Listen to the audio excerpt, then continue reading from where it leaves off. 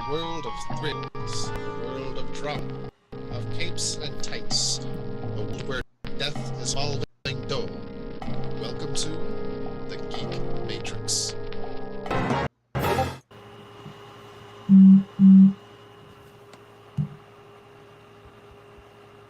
Hello, everybody. Welcome to the Geek Matrix DC Comics Review Show, episode number 257. Sorry, Josh, I did see that finger point, but every time we go live, I get notifications all over the place. So I looked away for a second. And I went to go silence my phone because I forgot I still had it on vibrate. We are here every week talking the week's DC Comics releases, and this week is no different. My name is Rob, and joining me as always is Brandon. Yeah, hello. I don't know what that was. I couldn't decide between yell O and hell O. Yellow. So it became yell hello. Yell hello. I like it. I like it. Be different. It's a new catchphrase. Sure. Do it every week. Yeah. If I stammer that one out next week. And Josh is muted. Again. Avasky mateys. Hi, Captain. Hi. All right. We are 1 week removed from SDCC, so I think we should try and wrap up. What the fuck was that? My phone accidentally playing Matthew Blaustein or Stein, however the hell you say his last name. Yeah, he is hilarious. Oh god, I'm so happy I showed him to you.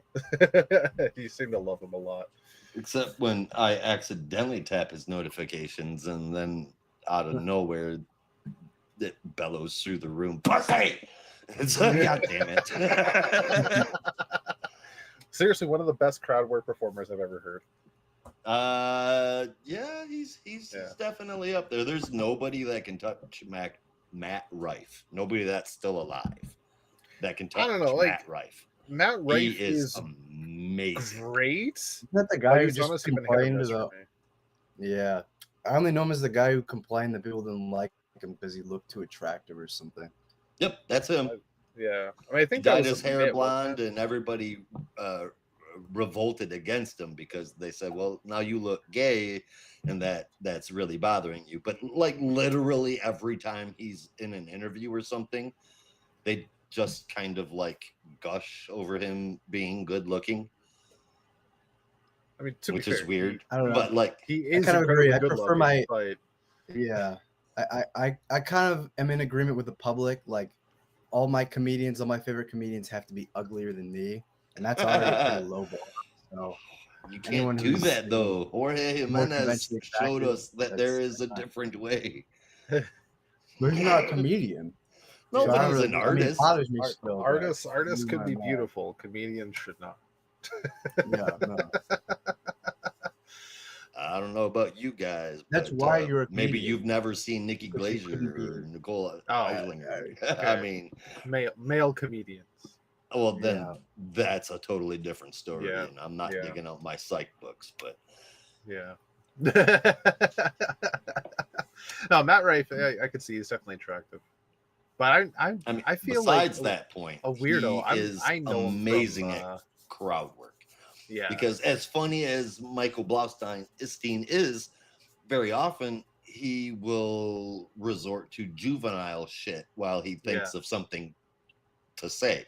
And when he does, he's phenomenal.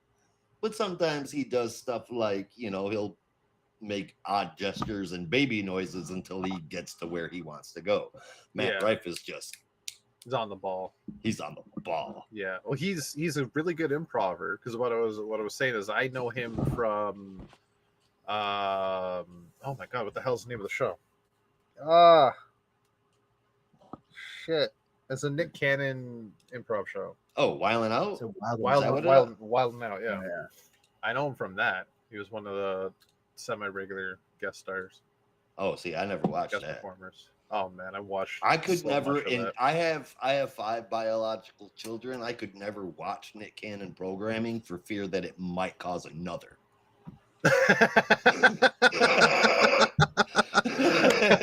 All right. That's a legitimate fear. I get that. I 100% get that.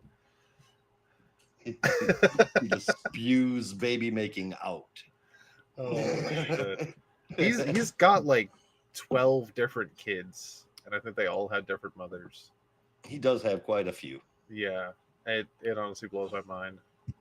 I don't There know. was- All I know is that Elon Musk is a copycat.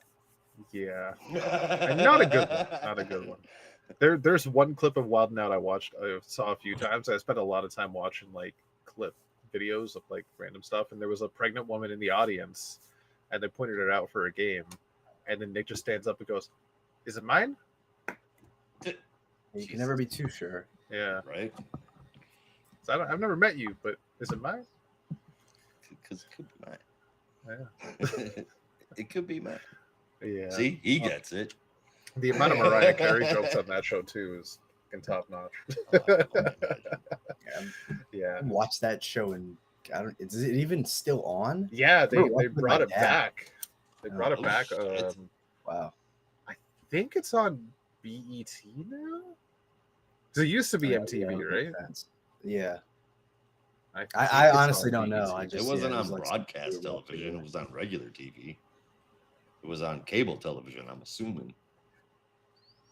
Yeah. Like Unless Nickelodeon maybe or Comedy syndicated- Central or something like that. Maybe syndicated on Comedy Central because it used to be MTV back in like the early 2000s. Okay. Basic television, basic cable. Yeah, MTV. Yeah, That sounds about right. I don't know what MTV is to you guys down there, if it's premium or basic. Oh, that's basic. I believe. At least it was back when I was a kid. I couldn't tell you now. Yeah, I stopped watching no MTV idea. after the road rules happened. yeah, I get that. Yep. It's funny. I only started watching MTV after that happened because we didn't get it until after that happened. That makes sense. But y'all And by had that much point, it was music. already shit. We had much music, yeah, and it No, I too was gonna has say, gone the way of but you had MTV. your own MTV. Yeah, we had our own. Yeah. It's also gone the way of MTV where it doesn't really play music anymore. Yeah, surprise. Mm. It's Like kinda everybody dumb. goes to YouTube for that now. Yeah, Yeah. like it's dumb because they had a lot of great shows based around music. I used to find a lot of new music on that. Yeah, Hmm. what can you do? But I feel like that shift has been a long time coming because Yeah. they've had music videos on YouTube since like 2007. Yeah. Oh, definitely. Yeah. Those were doing numbers even back then. So But the thing about it is like MTV and music or much music, it would Mm. just show you a song. It was like visual radio, right? It would just like when Yeah. you're listening to the radio in the car, a song plays, you don't have a choice. You could flip the dial, but you're listening to that song or you're not listening to that song, right? YouTube, you have to know what you're looking for. You have to go out and search it. Much music, it would play a song, it would play a video, and that's what you're listening to. And if you like it, you like it. If you don't, you don't. But YouTube, you have the choice, and that's where it kind of falters. True. It's harder to find new music on YouTube than it was just watching Much Music or MTV. mm, Yep. That's what I think we're missing these days. Nowadays, Oh, people get their to my songs from fucking knowledge, TikTok. That's disgusting. Yeah. yeah. That's a whole discussion that I have with my kids. Songs from TikTok and songs that are spawned from video games do not count as real music. Oh, hold don't up, care hold up. How great of a song it is. Oh. It is a fan Video game parody thing, song I don't know inspired about. by a Yeah, video game. I don't know about I'm not going like, to go with that. There's absolutely nothing that you can do that's going to make me ever consider Fortnite Better Giving My Kids Back or Roblox Forsaken song is actual good music. Even if Okay, it has, okay, so you're or is talking about- actual I mean, music. you're Those are talking very about poor meme examples. music. I'm talking about exactly what I said. Yeah. Now listen to every word instead of just the condensed version. Hang on a second. Songs Hang that on a are second. inspired by internet video games. I can't. Before handle- you didn't now say there's internet. OST games, and there's so like The Witcher, Cyberpunk. There's fucking just about every popular Nintendo game. There's shit tons of video games out there with amazing OSTs. But when you have a bunch of 13-year-olds putting on voice changers and doing tribute songs to their favorite Roblox game or other shit, that shouldn't be on Spotify. That's just my personal opinion, and like the whole world disagrees with me, but I'm fucking used to that. So I don't know. I'm not talking about that kind of music though with TikTok. Yeah, like I'm talking about like actual performers that have released albums long before TikTok was invented. Like people will take like popular radio songs that they heard on the radio and then trim it down for a TikTok video, and I'll find it on Spotify or like the radio or something, and I'm like, oh, that's cool. I'll listen to it. I'll show it to my wife and go, oh, I heard that on TikTok 3 weeks ago. So you haven't heard the whole fucking song. You heard 30 seconds of it. Yeah. I don't know. It's not. Well, not that's where song. the It's a attention fucking span good is song. now. Yeah. That's which is Like, who has really, the time to really, listen to a 3-minute song? Yeah, really sad. Well, that was also just like TikTok videos. That a lot of the early stuff was just 30-second clips. The meme videos were just the same sound clips over and over again. That's all TikTok is. It's I can't stand literal personality vampire and sanity vacuum. Yeah. I wish it would die. All you have to do is not go to it. I don't know though. I don't use it. I don't use it, but yeah, I don't use it either. But I would be a total hypocrite if I didn't say I had a huge affinity for Vine when that was popular. Yeah. Like 10 years ago. Which is I didn't crazy. watch And Vines that's an either, even worse but I example, watched some because clips those are of only like Vines. 7 seconds. Yeah. Yeah. But there was a difference between Vines and TikToks, I found. Because Vines, people actually put effort into it. It wasn't just a rehash of the same shit over and over again. That's a little bit generous in some cases, because a lot of the stuff that I was watching was like smack cam, and it's literally like put fucking shape and end of video. Hey, whatsoever. Brandon, but it is very funny. Okay, you were cutting out a little bit. Oh yeah, I don't know what's going on with my internet, but yeah, I mean, there's a lot of no substance and stuff like that. I mean, I watched Vines after Vine died, and a lot of the stuff I found, it was just like YouTube super clips of Vine videos, and they all seemed like genuinely funny stuff. But I guess those guys just took the good ones. And that's it. Well, yeah, I mean that's it's any compilation cut. I don't know. I completely deactivated my Facebook. Deleted the account. I have Messenger still, so none of my family believes I've actually deleted my Facebook. They think I've just blocked them all. I've got it for my kids. I didn't know you could do that. Yeah, you can totally do that. I got rid of that, and I have a TikTok and I have an Instagram, but it's so that I can look at shit that y'all send me in Discord. Fair enough. That's it.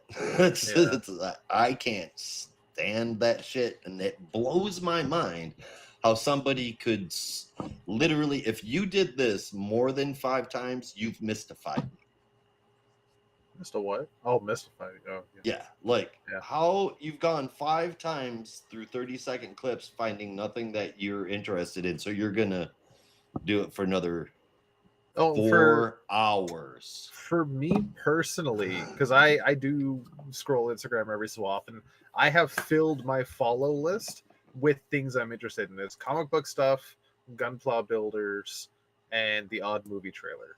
So when I'm scrolling, I'm finding shit I'm interested in. I'm not like finding the bullshit that people post all the time that everybody else is.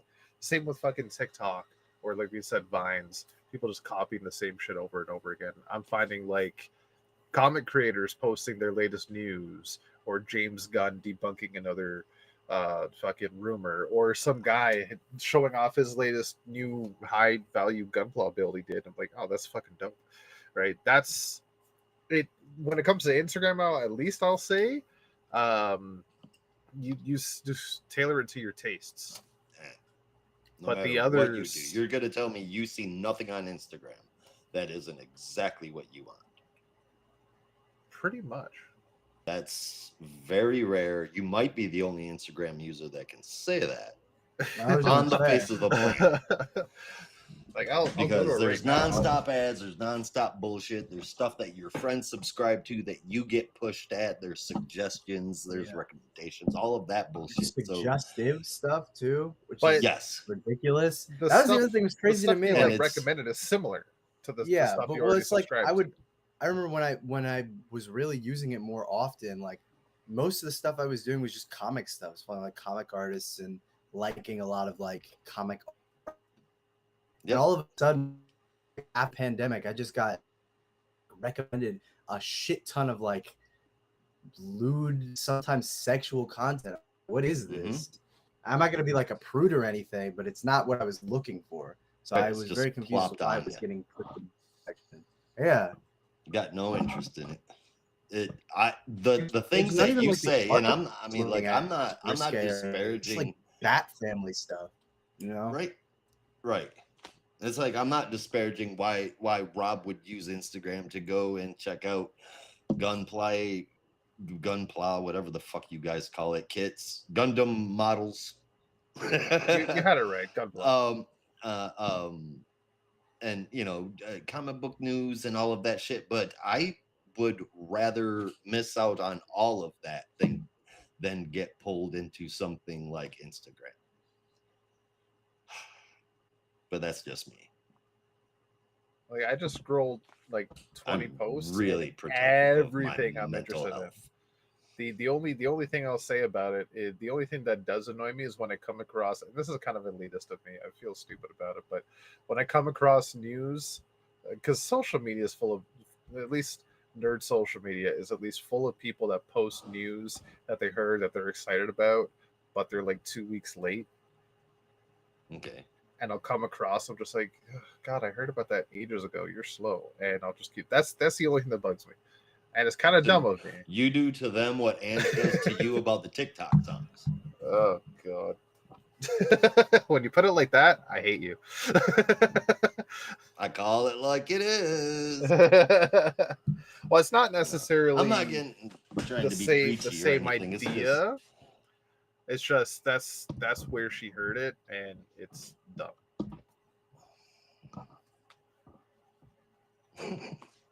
It's dumb that she got to it before you. No, it's dumb that she heard it on fucking TikTok. Like many people would have got to it before me because I don't listen to the radio that much. And if I found it on the radio, it's probably on the stream for like 3 weeks already. So finding a song like that, like I don't care if people find it before me because that's when I found it. What Right. the hell? What? Brandon keeps coming and going. It looks like his internet's kind of fucked up. He did say there's something wrong with it. I hope he fucking comes back. Yeah. Okay, that's enough stupid discussion about stupid platforms. Yeah, I'm sorry. I know I am a relic. You're not a relic. You're just opinionated. I'm a relic because I think that all of that shit is poison. And even if you're using it for good purposes, you're using it, and that's wrong. That's my personal Here's opinion. why you're not a relic, because I agree that it's poison. Then why do you use it? I only use Instagram for I mean, I get what you Gunpla. just said, but I mean, Yeah. I mean, I'm not like, it's not, that's just the way that I see it. I won't Yeah. have the app installed on my phone. If I can't didn't open it with use a it fucking for web browser, I'm many not fucking doing it. years. Yeah, no. I got sick of fucking Twitter because of politics, and As most people do. and all the fucking sex bots. Yeah. Every single day I'd log in and there'd be 4 more people that added me as a friend, as long as I want to spend $4.99 a month on titty pictures. Yeah. I wish there was a way to block that, but Elon Musk took that away. So I gave that up and just couldn't do that on Twitter. What? You can't just block people on Twitter anymore. You can block people on Twitter. You can't. There are no more bot filters on Twitter. Oh, So okay. someday, Twitter is going to be only bots, and they're not going to realize Yep. it. Because he's a dumbass with no foresight. Nope, none whatsoever. Anywho, That's just my frustration. I don't know where Brandon is. Are you coming back, Brandon? speaking of being late on news, last week San Diego Comic-Con gave us some new announcements. Now, the first one I'm going to bring up, I'll be honest with you, I'm not sure if it was at SDCC. I heard about it the same weekend, but it was in a what's it? An article. Ugh, sorry, my brain's kind of mush right now. Worked a lot of overtime this week. I'm just fucking physically and mentally tired. So bear with me if I flub a word. Yeah, I read about it in an article, so I'm not sure if it was actually at Comic-Con, but I imagine it must have been. We got a bit more info on the Batman, Deadpool, Batman one-shots that are coming, specifically what two of the backups are in, at the very least, Deadpool Batman, which I believe would be the Marvel book that's coming out. Sure. And actually, you know what? I did mention this last week because I loved that name.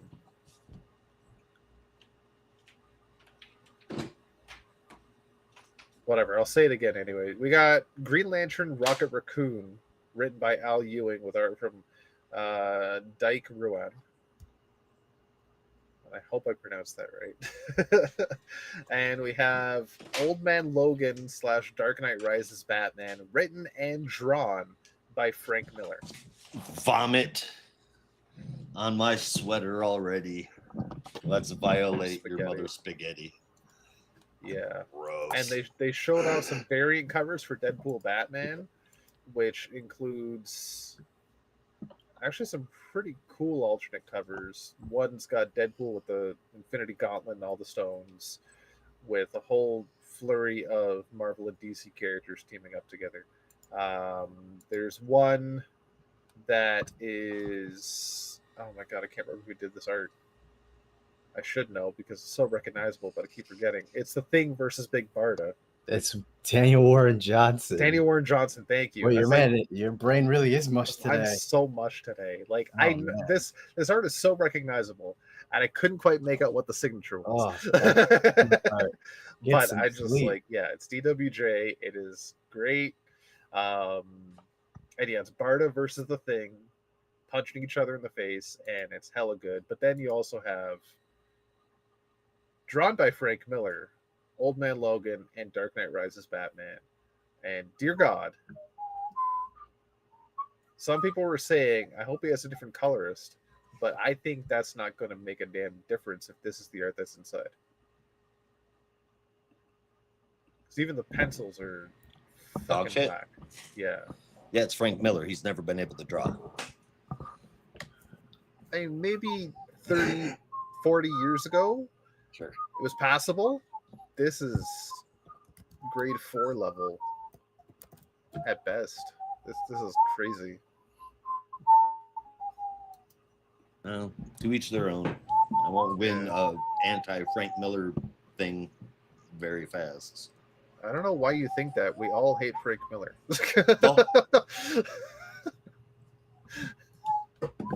We all dog on him all the time.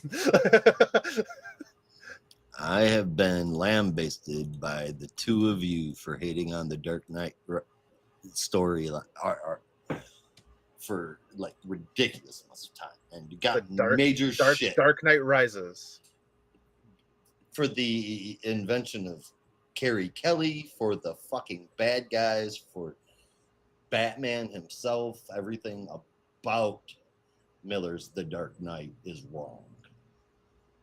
I've agreed with you the entire fucking time. I just don't think Carrie Kelly's a stupid character. Okay. Yeah, like I regret buying the book. You should.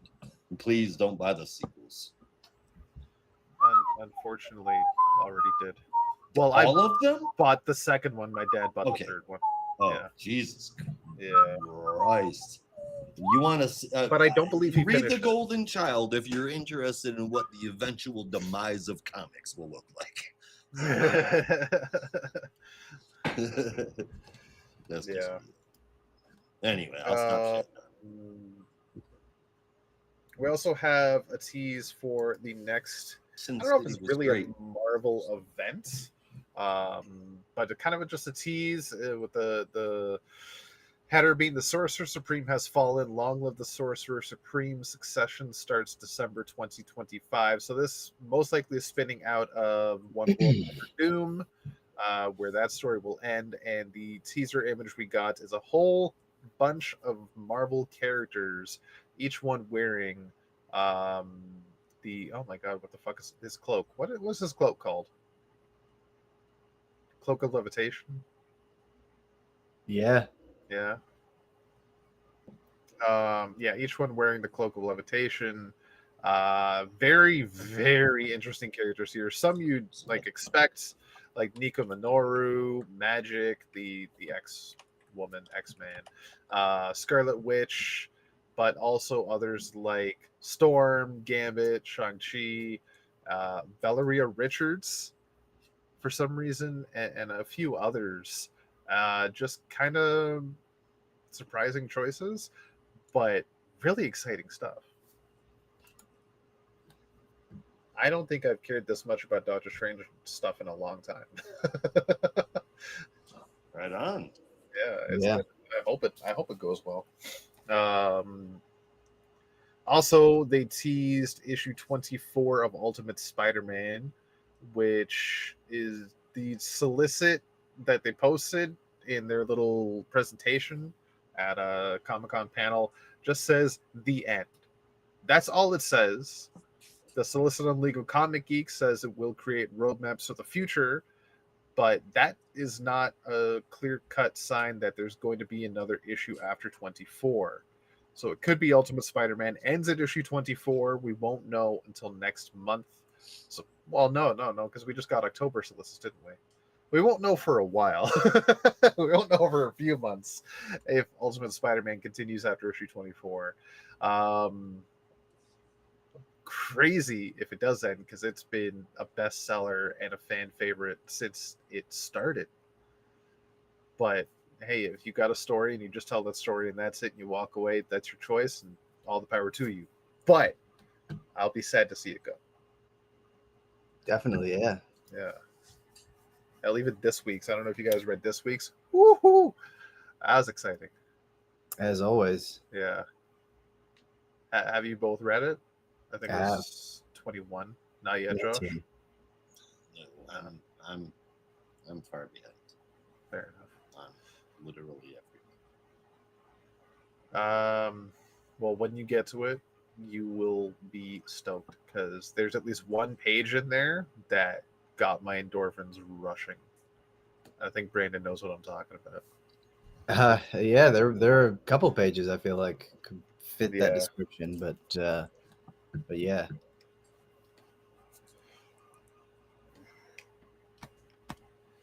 Excuse me. We also got a brief glimpse of the new Tim Drake suit from Jorge Jimenez going forward in Batman and Robin.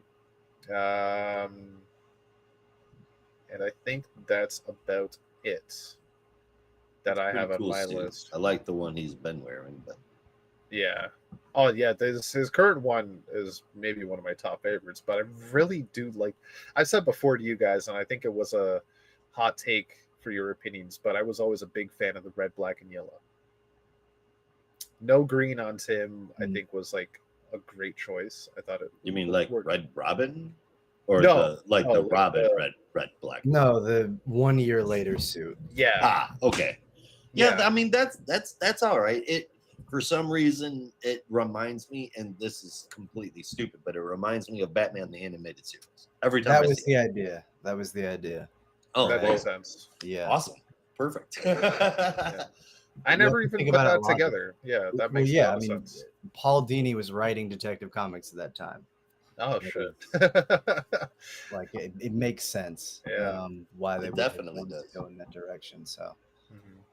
Yeah, never had a complaint about the black, yellow, red. Although I do forget it. Yeah.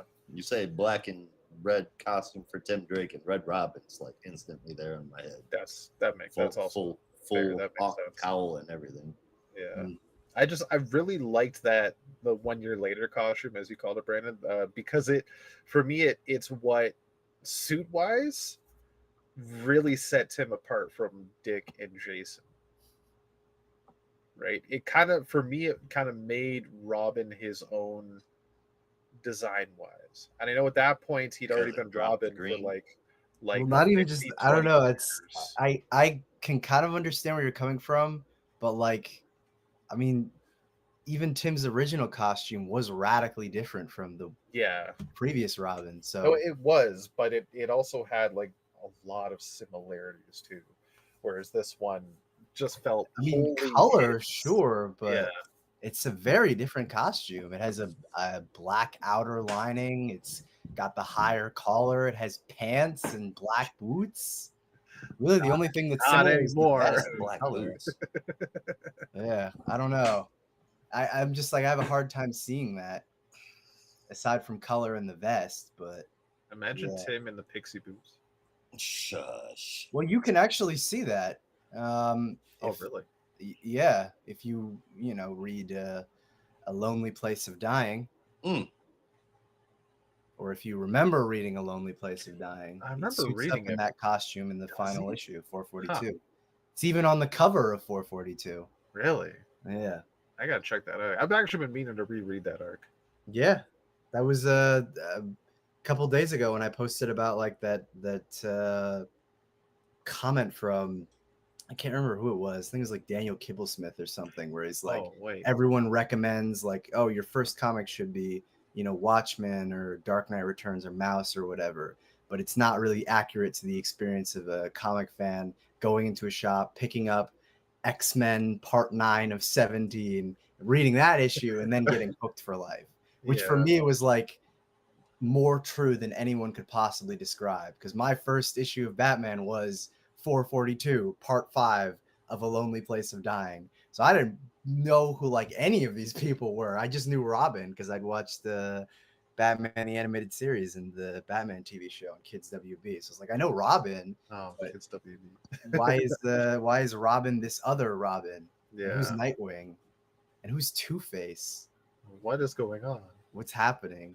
But it was interesting. Which is why I'll never forget that story. So there you go. I'll be honest, I got it confused with the Detective Comics Rebirth storyline because I never remember which one's living, which one's dying. Living is Tim coming back. Dying is Tim Dying in the becoming Robin. 1990s. Okay. Yeah.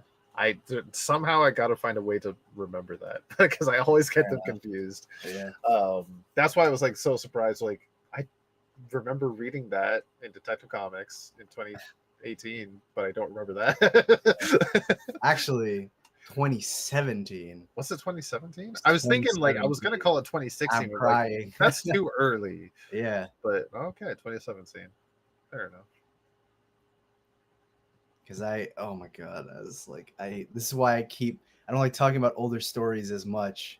Now it's really starting to weigh in, and like 5 years from now, it's gonna be even worse. But like I can remember being like freshman year of high school, was in the cafeteria, and like James Tynan posted a screenshot of a panel from A Lonely Place of Living on Twitter when I was still using Twitter, and I was like, oh my god, this is the same panel that George Perez used in Lonely Place of Dying. He's gonna bring it, like this is totally that. And then the solicits came out. I'll never forget that because I was so excited. But yeah, good times that are now 8 years old. Yeah. Good times long gone. With that in mind, I want to pose a question to you two. And this might take some thinking, so you don't have to come up with an answer right away. But something I was thinking about at work today. What is, if you could pick one moment And this will be a hard one. One moment in comics history. What is your absolute favorite moment? God. What is my favorite child? All of That's what that comics. question is. Your My favorite moment. child? Oh, yeah. Yeah. I don't know. It's like asking, like, if I had 5 your kids, favorite like, child? who's Yeah. my favorite kid? It's like, I don't know. I love them all equally, right? Or I should. Apparently, I just gave Brandon a Sophie's Choice, and I didn't realize. Oh man. Well, I guess there's like 2 answers. There's favorite moment, and there's the moment that sticks with me the most. Like the moment where I fell in love in such a deep way that I don't know. Kind of like when I was talking about like what's the comic that changed everything for you. But oh man. Okay, the favorite moment of all time, I'll have to come back to that one because there's so many different ones. But the one that would like that changed. I mean, even like one that just sticks with you. Yeah, the one that like honest to God kind of changed the way I read comics has to be there's a panel there's 2 pages actually from Batman RIP. It's the last issue. I quote it all the time, where Batman is trapped underground because he's been buried in a coffin by the Black Glove, and he's just like listing all the obstacles that are in front of him, and he's like, yes, it would be very difficult, but far from impossible. And the first time I read that, I was like, this is the greatest story I've ever read in my life. Now, mind you, I hadn't read that many Batman stories, so obviously perhaps not entirely true, but I'll never forget that. Because seeing him come out of the coffin and he's like immersed in shadow and he's standing over the wreckage in the graveyard, it's just etched in my mind for all time. But I don't know, I'd say it's my favorite moment. It's just the one that I like. It doesn't matter where I am, I always come back to that one. Fair enough. Sticking with me, it's gonna be favorite Bane and Batman and Death in the Family. Those were 2 very huge stories for me, not just the DC universe, just for pulling me in and getting me addicted to comic books. But my favorite moment in comic book history was reading when Tim found out Batman's secret identity. Hell yeah. Both epic moments. It's kind of funny you guys had picked those 2 because my choice is one that I've always gravitated towards when I'm just like thinking random shit. And it's also one that kind of like got me stuck on the modern comics continuity, because for many years when I was a kid, I was just reading the kids comics and not much of like the actual continuity, right? Yeah. Until Green Lantern Rebirth, and that's what got me like head first dive right into main series continuity. And issue 5, after Hal punches out Batman and Guy's face lights up like a Christmas tree, and then they all just go off and fight Ganthet, possessed by Parallax, and Alan Scott just like green flame says, no, it's the Corps' job now. And that stuck with me for life. That whole like scene. Fair enough. Jesus Christ. I lived a whole life before you fell in love with comics. I loved comics from when I was a kid, but like that series was the one that got me hooked on like continuity as a whole, because like I'd read spotty here and there, like an issue JSA here, Stargirl or whatever, just like whatever my dad had in the bag that week, I would just read a random issue. But it wasn't until Green Lantern Rebirth when I saw all these characters interacting and all this history, and I had so many questions like, wait, what happened to Hal Jordan? And what's going on with this? Like, who's that? And who's this? And I was like, okay, I need to learn everything. And that's got me like hooked on the entire fucking history.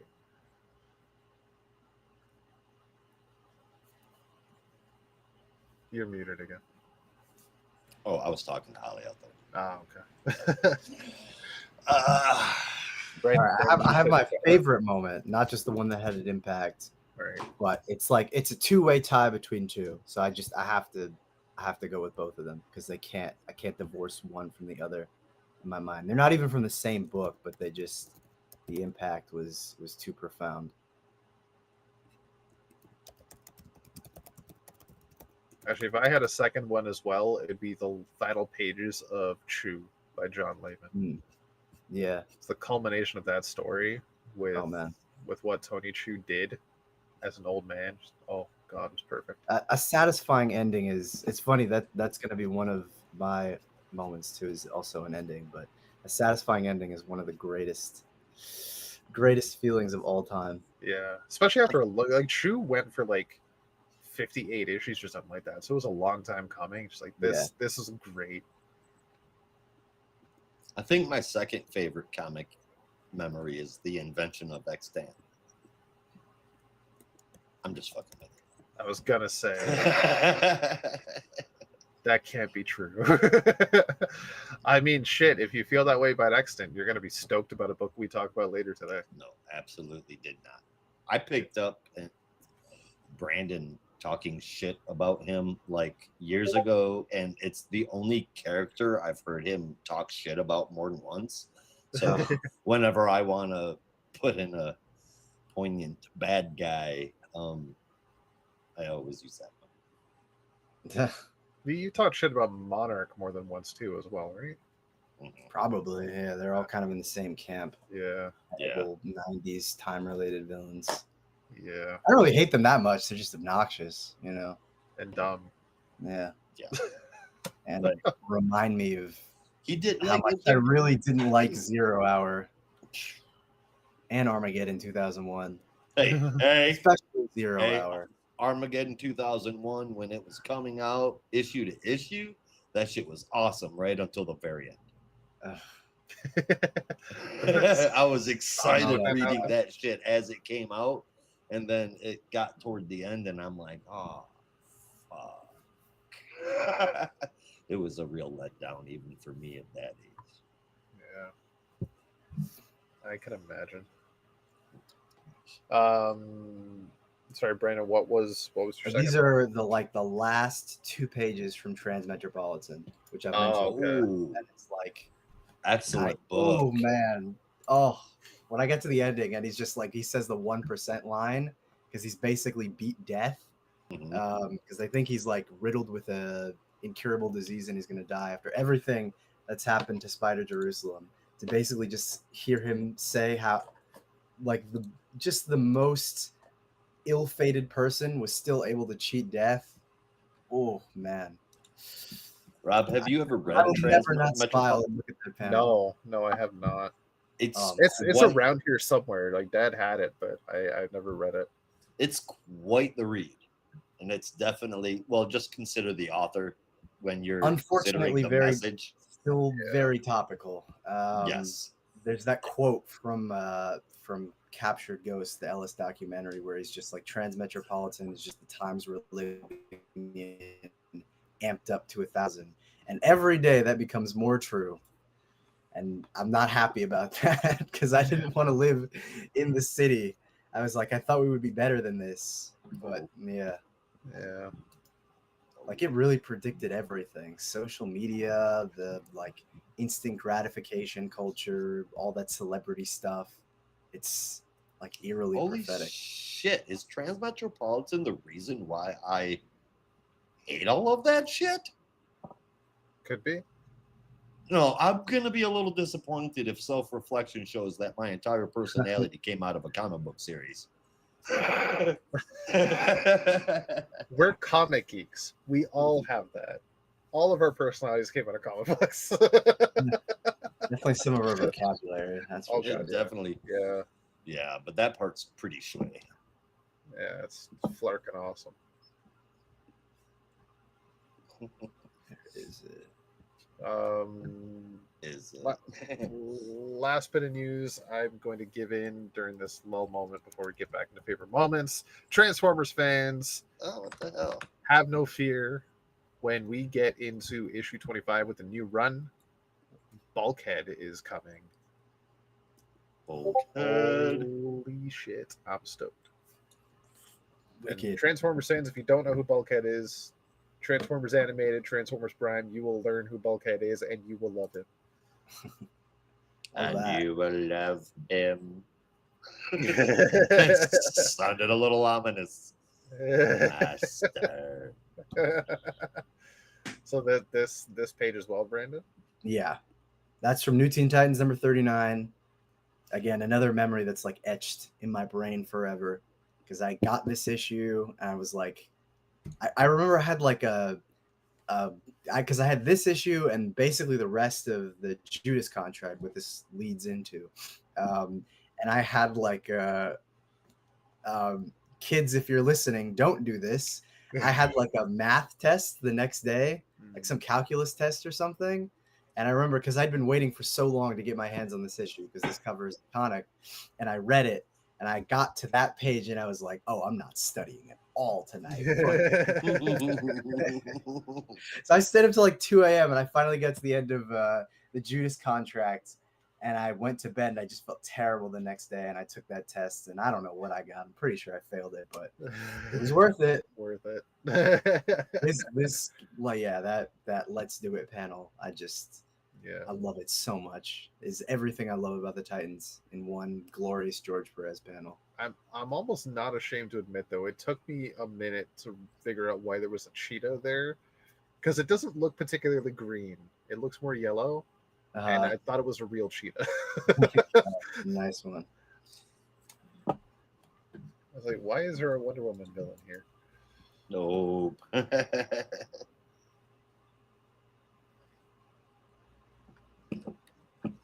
All right, that is about all the news I have.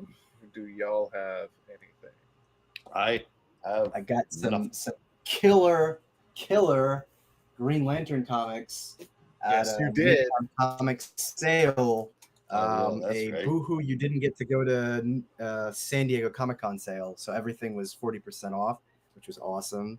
So we got a ton of Green Lantern Corps, 216 to literally the last issue, which honestly, great cover. Yeah, it really Kind of was. love that. And then some Bronze Age Green Lantern goodness, some Marv Wolfman, some Mike Barr, I think, mostly Marv Wolfman. But these covers are just like, it makes me want to just, I haven't read really any of them yet, but like some of them are just so evocative. I'm like, I can't wait to, it's like, look at this. That's right? Awesome. Yeah, some of the covers were so good. Yeah. Have you ever read the Crisis tie-ins for Green Lantern? Oh, that's beautiful. Yes. Yeah, because I think that's like the 190s into 200, right? Yeah, it was like 194 to 199, I think. Yeah. Or technically into 200, but 200 is kind of its own story. Yeah. Because there's one cover in particular that I really love. I don't know what number it is, but it's like it's like a lantern. I think Aricia is in the scene, and then Hal Jordan is reflected, and it's like the original has returned or something. I think that was 198 or 199. Yeah, just beautiful. Yeah. It was near the end of that arc where Hal gets a ring back. Yes. But sadly, it was Tomar Ray's ring. Yeah. Wow. I hadn't realized just how many iconic moments happened in that 6-issue span. Yeah. I mean, they were really trying to bring it to a whole different point, I guess, because bring back Guy Gardner, and he has a whole personality shift, and obviously Hal returns, Tomar Ray dies. Yeah. Is there anything else I'm forgetting? John was a little more established at that point, but I think that's when he became like 100% fully fledged Green Lantern. Yeah, because I know, after Hal quits in issue 180, whatever it is, it might be 178, I don't know. That's when he's like, John takes over for a little bit and is kind of dipping his toe in and out of superheroics and teams up with Kat Matui, and they have a great relationship. But I think you're right. By that point, he's like really committed to the core. Yeah, because the entirety of that arc, and even throughout Crisis, most of his dialogue was like, what am I doing here? I'm so new. I'm so overwhelmed. Just like, Yeah. yeah, I get it. First crisis, yeah. Mhm. But then Yeah. after that, he just From his it's all perspective, yeah. changed in his whole dialogue and Well, tone of that and like, just like got so much more serious. oh yeah, that and like also just being connected to the core. Because Yeah, I mean, John had been a Lantern a few times at that point, but he hadn't really had any connection to anyone else. yeah, Like that was what made it so interesting. Like, oh wow, there's this whole organization I have to like work alongside. That's interesting. The favorite aspect of that the uh, John part of the run is seeing him work with Kat Matui for me. yeah. It's like that's such an interesting dynamic early on because she's like, "You're no Hal Jordan." He's like, "Yeah, I know. Never tried to be. I'm not trying to be." Like, well, Hal Jordan was so much better at this, and he's like, "Well, Hal Jordan can suck my rod." He doesn't say Yeah. that, No. but yeah, He probably would have in Green Lantern '87, but probably.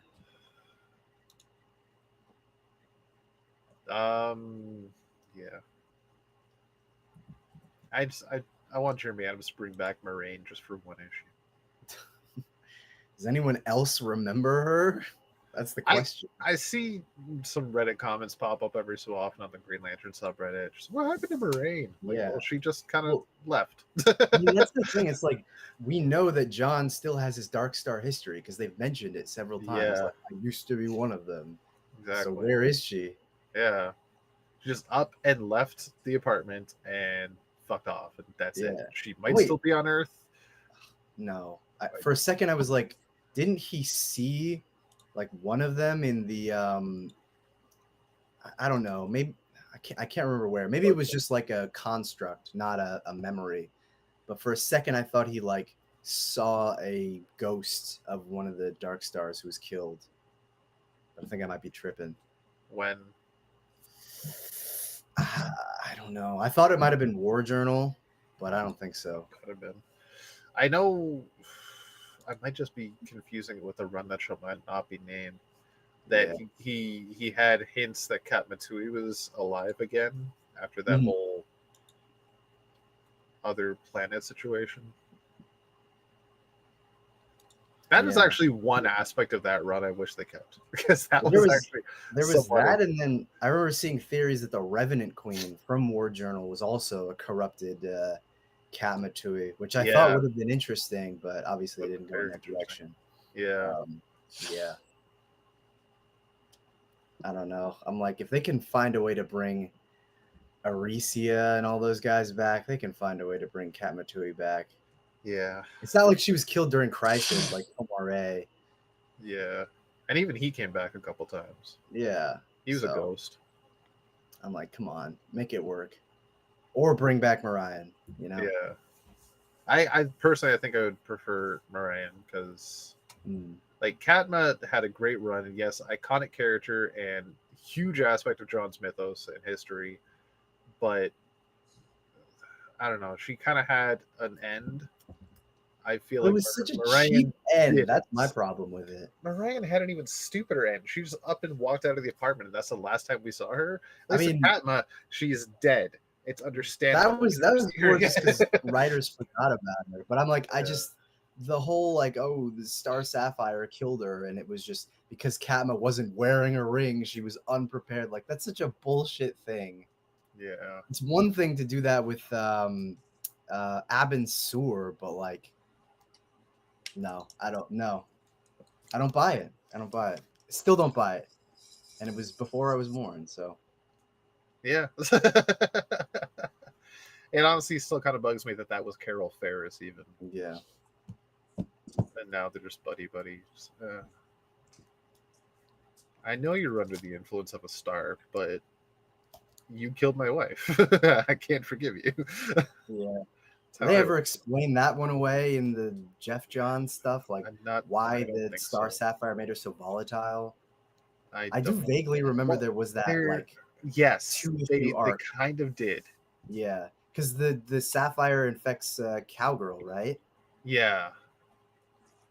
The idea is with the spectrum, the further out you get from the center being green, further out you get from the center, the more the ring controls you, right? So the red ring and the violet ring will control you and your emotions even more, and that emotion will be your mind, right?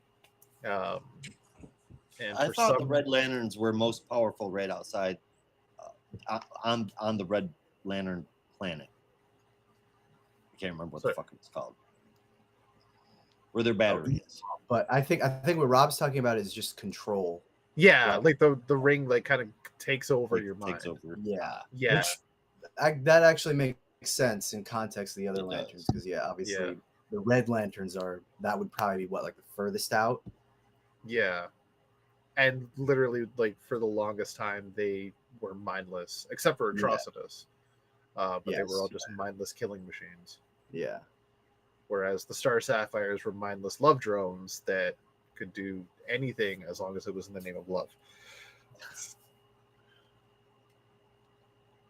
Brown chicken, brown cow. And it's like two sides of the same coin. You Yeah. kill by anger, you kill by love. Exactly. Neither one is very good. So. No. But then, like, I still think they need to fix that a little bit, because they had Carol possessed by the Star Sapphire, doing things for love, killed Katma out of, if I remember right, it was like flits of jealousy and love for Hal Jordan or something like that. I think Katma was living with Hal I at don't the time, remember, wasn't actually. she? I think she went to Hal's apartment. Katma was there, and she's like, "Oh, I'm just gonna kill you," or something like that. Yeah, that I don't remember exactly. I think that's what it was the case. But like Star Sapphires, after the War of Light starts and the rings come into play, they're just like, I'm gonna find these two lovers and put them together. Like that's all they do. So it's just like there's a balance that didn't really play out. Yeah, I don't know. I guess you need some kind of backstory where the Zamorans are able to stabilize the Sapphires once they're put into ring form, or some kind of thing. I don't know. I think might have been fixed now. And the thing with Carol might have been like they kind of subdued the people after it was put into ring form. Maybe that's what it was. Like Carol was like the test subject when it was just the gem, and then once they made it a ring, it was a little easier on the person. But Carol was never fully controlled because of her experience with the actual gem. Yeah, because I mean, and you kind of know that at one point it had to be used for stabilizing power, because that's exactly what they did to Fatality. Yeah. So it didn't make her like angry with love or passion. It just kind of mellowed her, or actually rather they froze her in a pink crystal and then let her out. Well, that's the pink crystal supposedly like reprograms your mind to only focus on love, because they tried that on the Yellow Lantern crib as well. Yeah. Which was fucked. But even more so the fact that wasn't even Fatality, that was a Durlin. All right, you don't have to bring up that plot point. Because it's dumb. It's very dumb. And they know that. Yeah. We don't have to go in that direction. Yeah. But the thing I always bring up is just the fact that Green Lantern number 20 showed us a possible future where John and Fatality get married. And I'm like, is she still a Durlin? Is she playing the long game? Did she know? Or is that a different Fatality that was also frozen in the pink crystal? That's not a Durlin. That is the one who, was a part of Xanshi that fell in love with John but didn't betray him, and then they got married. Yeah. I'm gonna be honest. I just never liked the John Fatality pairing. I thought it was really dumb. In the face of other ones, yeah, totally. Like Kamatui, number 1, Orion, number 2, 3 Fatality. But I don't mind it as much. I think because there were some parts that I did like of their, like, reformed relationship during the New 52 Green Lantern Corps. Yeah.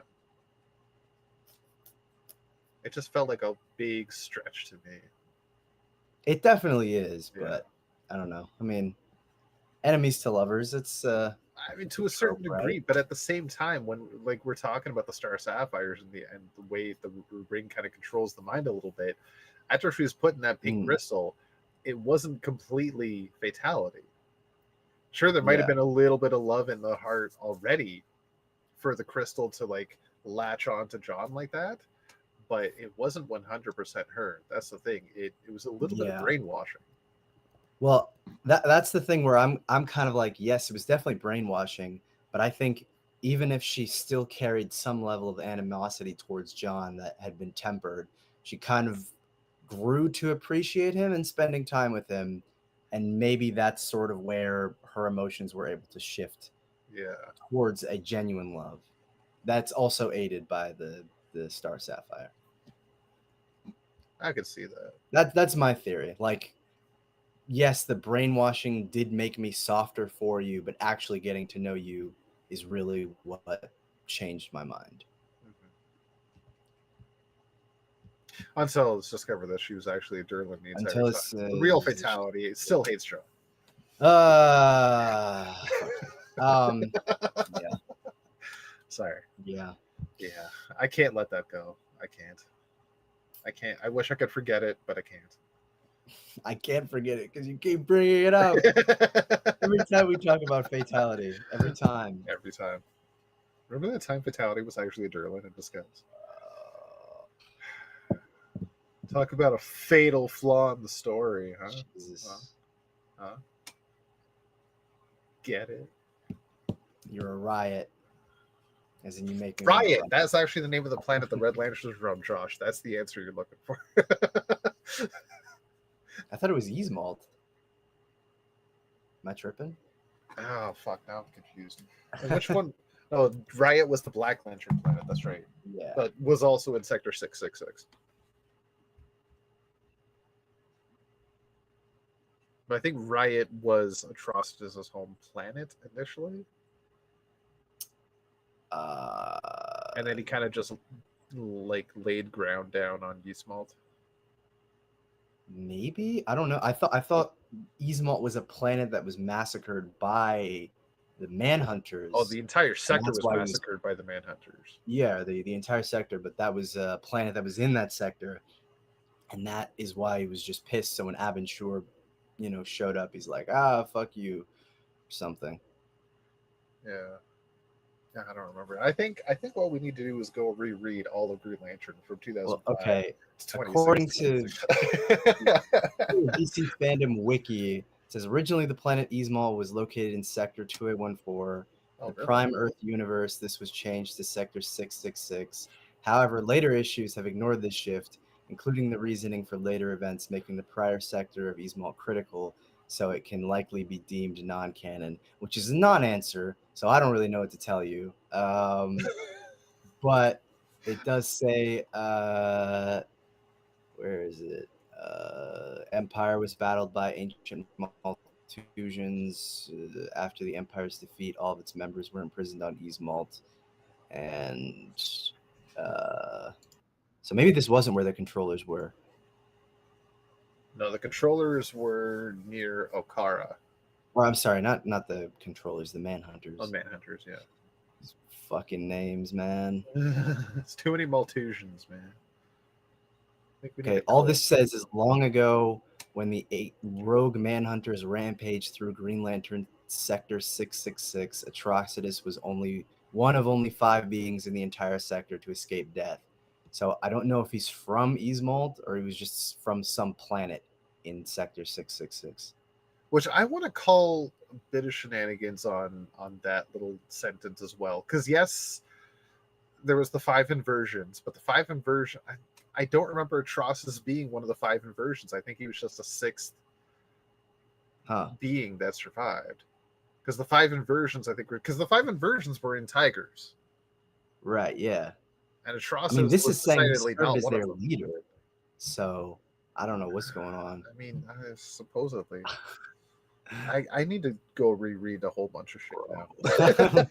Bro. I need to go get Why is this shit so confusing? Lanterns and just, I know. Because there's so much lore, and when you don't read it for 20 years, it gets a little lost in translation. 15 years, I mean to say. Yeah. It's hard to remember. Well, time. I know. I'm like, time to dig out what does this say? Tales of the Green Lantern Corps Annual Number 2. Yeah, that's where Wherever Tigers was. Yeah, I think I have that one too. That one might be in the Green Lantern Corps trade. I don't even know. Might actually, yeah, no, I think ooh. Alan Moore, Kevin O'Neill. No, wasn't it? Oh man, It was That's in what it's- some kind of omnibus. I don't remember which. bro. Maybe the You Black think I Knight know? omnibus. But just that story. Oh, maybe like a prelude to something. Blackest Night. I don't know. No, I don't remember. Anyway, we were talking and we went on such a. I don't even know how we got here. There are the 5 inversions. How the Classic. fuck did we get here? I was gonna say, do any of y'all have any news that I might have missed? Well, the issues of Green Lantern was really it. That's Oh it. yeah, that's how we got here. Shit. But I ain't got nothing else. Fair enough. Josh seems to have disappeared, but if you can hear me, do you have anything? No. Is he muted? No, he's left his desk for a minute. Yeah, I had to leave my desk for a minute. Sorry. No But yeah, no, I don't have any news. Fair enough. Yeah, I think that's about it. Oh, I forgot.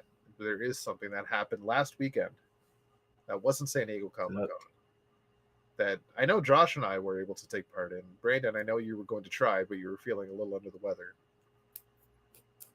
Oh yes. Yeah. I didn't see it that weekend, but I did see it on Monday. Right on. Yeah. So yes, the premiere of Fantastic Four First Steps happened. Oh yeah, I wasn't going to come on the show without having seen it, unless I was just really feeling bad. Yeah, I'm happy you got to see it. So it's been a week. I say we can do a little bit of spoiler talk. We're not going to give away the entire plot, but we can talk about a couple of things. What did you think? I enjoyed it. I will say I did not enjoy it as much as Superman. I think that one just hit different. Yeah, that's fair. I did think it was pretty fun, and in particular, the stuff that hit the most for me were the dynamics between the cast, which they did a fantastic job of. And really just leaning into like this and Superman really are like, they feel like a 1-2 punch of a new era of superhero movies where they're really leaning into the nonsensical and the insane and just kind of not giving a fuck about groundedness and realism. And I love that. So this one really just leaned into all that stuff, and it just was a lot of fun in that way. Plot is solid, but kind of, I would say, a little undercooked in some places. But for the most part, I had a really good time, and it was just exciting seeing the Fantastic Four. So yeah, good time overall. Hella good stuff.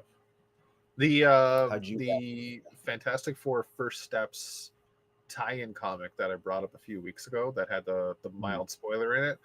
That whole story was explaining the Mole Man and their first interactions with him. Okay. And the spoiler was the fact that they even listed as Paul Walter Hauser as playing Mole Man. He was great. So he was fantastic. The weird thing is, like, every role I've seen Paul Walter Hauser in, he's playing like a monosyllabic idiot. Yeah. So when he showed up and he's like, Dr. Richards, you need me, I was like, is that what? I legitimately forgot he was an actor for a point. And I was like, I just thought that was how he talked. Yeah.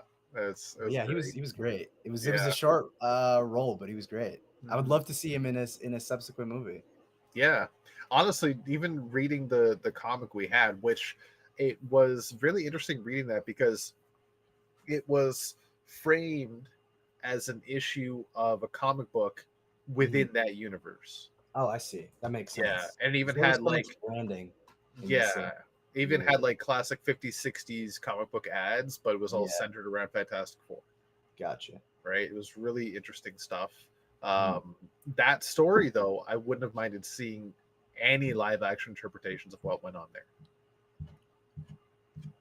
Give me more. They have like the brief flashback excuse me, to like a newsreel or something where they're talking about, oh, the mole man and all that stuff, but Yeah. we didn't really get to see much of it. Yeah. So that whole thing where they just explained that Sue became like an ambassador for the world in the United States and just kind of brokered peace with the subterraneans Yeah, and the United States. That whole thing is explained in 40 pages in that comic book. I see. I got to go back and read that then. Yeah, it's actually really good. I mean, shit, it was Matt Fraction. I was going to say, I know it's you good. mentioned it was Matt Fraction. I was like, Yeah. whoa, okay. Yeah. In a tie-in. But no, that's awesome. How did you feel about the movie? And also, I loved it. But I'm also, as you know by now, a pretty big Fantastic Four fan. So I was stoked by this to begin with. I have not watched a Fantastic Four movie since 2015 when I got so angry at sitting in the movie theater. And I've said to you before, it was a triple date on with a couple of other friends of ours, and it was the first movie date my wife and I had ever been on. Because that was first year we'd been together maybe a month and a half at that point. Yeah, I'm so sorry. And I'm glad she didn't break up with you. Well, here's the thing. She had a blast because she didn't watch the movie. She watched me. Oh. She watched me raging, sitting in my seats. I kind of remember that story, but that's both very sad, but also very cute at the same time. I'm glad she was having fun. I know you were not. Oh, I would not have. I was so upset. Especially at the end. Like, I still, to this day, will sometimes bring up the end of I, Frankenstein, where the very last line of the movie is I, Frankenstein. And I saw that with a friend in theaters, and I laughed out loud. Because when the last line of a movie is the title, it's the cheesiest fucking shit I've ever seen. That is right. So at the end of Fate 4 shit, when they say when Ben is like, that's fantastic. That's fantastic, and Reese, say that again. Say that again? No. People have been spamming that so much recently. It needs to die. It drives me nuts. But at the same time, for a while it was kind of funny. But that more so than that is the thing is. Oh, here's the thing. Yeah, here's the thing. Here's the thing. That's what it is. Yeah. That one just got done to death. It was funny at start, but it got done to death so quickly. Everybody was doing it in every fucking comment section. It was just becoming obnoxious. Here's the thing. Here's the thing. Yeah. Yeah. I mean, they even turned it into a spray in Marvel Rivals. Yeah. Which I will use it. I'll spray here's the thing, and then right next to it I'll put a picture of the thing. Right. So I won't just like fuck around with that. Like, here's the thing. There you go. You got what you asked for. Right. But I also like to fuck around in the spawn rooms as well. Naturally. Yeah. Like I gave you a Reed Richards lesson once, Josh. I put the spray of the picture of Reed Richards with the thinking face and like, welcome to Reed Richards Future Foundation. Lesson 1. Right. Lesson 1. Yeah. But yeah, no, the movie was terrific. I agree. Don't you mean it was fantastic? Say it. Say that again. Say it. The chemistry with the cast, at least the four of them, the main cast, amazing. Yeah. Just beautifully done. You could tell that they had a blast filming it, and they all got along swimmingly. And even just watching some of the press dockets leading up to the movie, you could tell that they still had like amazing chemistry. The only pairing I wish I'd gotten to see a little bit more, like we got a couple of scenes that I really liked, was Johnny and Sue. Yeah. I don't mean to interrupt you, but just I agree. In terms of the chemistry, like they were all, you could tell they really did feel like a family. And you have that great scene where Sue is like, hey, I believe in you. Like, yeah, Johnny, go make the codex. And yeah. I'm like, oh, I love that. Like siblings supporting siblings, but I wish there had been a little bit more of that. And I like that they lead into the idea that Johnny isn't just a dummy. Yes. Yeah. right? Like every Right. other movie did, Right. he's just like a hot shot. No, like he's actually, there was a Yeah. reason he was selected to go on this mission as well. Yeah. Right? He does have some brains. He just doesn't care to use them a lot. Just wants to hit on the hot alien silver lady. The hot silver alien lady. Yeah. And for anybody still asking, why didn't they use Norrin Rad? There's a fucking reason. Just Was go there? watch it. Well, I mean, a lot of people don't know comics enough to realize that there was more than one Silver Surfer. Yeah. And certainly a large majority of those people have no idea that Shalabal was actually, well, I could be wrong, but I'm almost positive Shalabal is actually the princess that Norrin Rad became the Silver Surfer for in order to save. Yeah, like she was his wife. Yeah, I couldn't remember if they were married. I know that not. part. I just knew that he was. I'm like, what was the reason they went with in the movie? librarian. Because I feel like I missed that. Like why they went to Shalabal instead of Norrin Rad? Yeah. So they could have that whole subplot of Johnny flirting with her and like getting that information out of her, right? Because it wouldn't have worked as well if it was Norrin Rad. I mean, they could have done a whole scenario, but it would just like, I feel like that would have complicated the plot a little bit more. It just made it more streamlined for it to be Shalabal and Johnny, I'm just saying, like in character, hitting on alien women. Yeah, right? I'm just saying. I've seen a very suggestive panel of Johnny and Daken, the former Dark Wolverine, that possibly drew some questions about Johnny's sexuality. Was that, so I'm like, I don't know, maybe is that real though, or was that a fan panel? No, that's real. That's from real, Daken Dark Wolverine, the comic. Oh shit. So I'm like, maybe I don't know. I wouldn't be surprised if Johnny was even just a little bit bisexual. Yeah. At the very least, pansexual. Because if y'all have read more of Ryan, I was gonna say Nolan North's, right? Yeah. Nolan North's Fantastic Four. Nolan North. No. Ryan North's Fantastic Four. Like there's, I want to say issue 26, 24, 25, around that area, where he makes out with this weird noodle alien and they fall in love. And it's the kind of thing I don't know where the neck ends and the body begins kind of alien, but he was sexually attracted to her.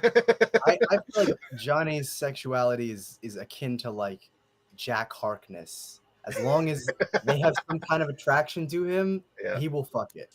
If there's a body part, he can find out what it does. Yeah, I can make it work. Yeah, that's his catchphrase. Sorry, now I'm just thinking about Nolan North writing Fantastic Four. That's funny. Right? What was I gonna say?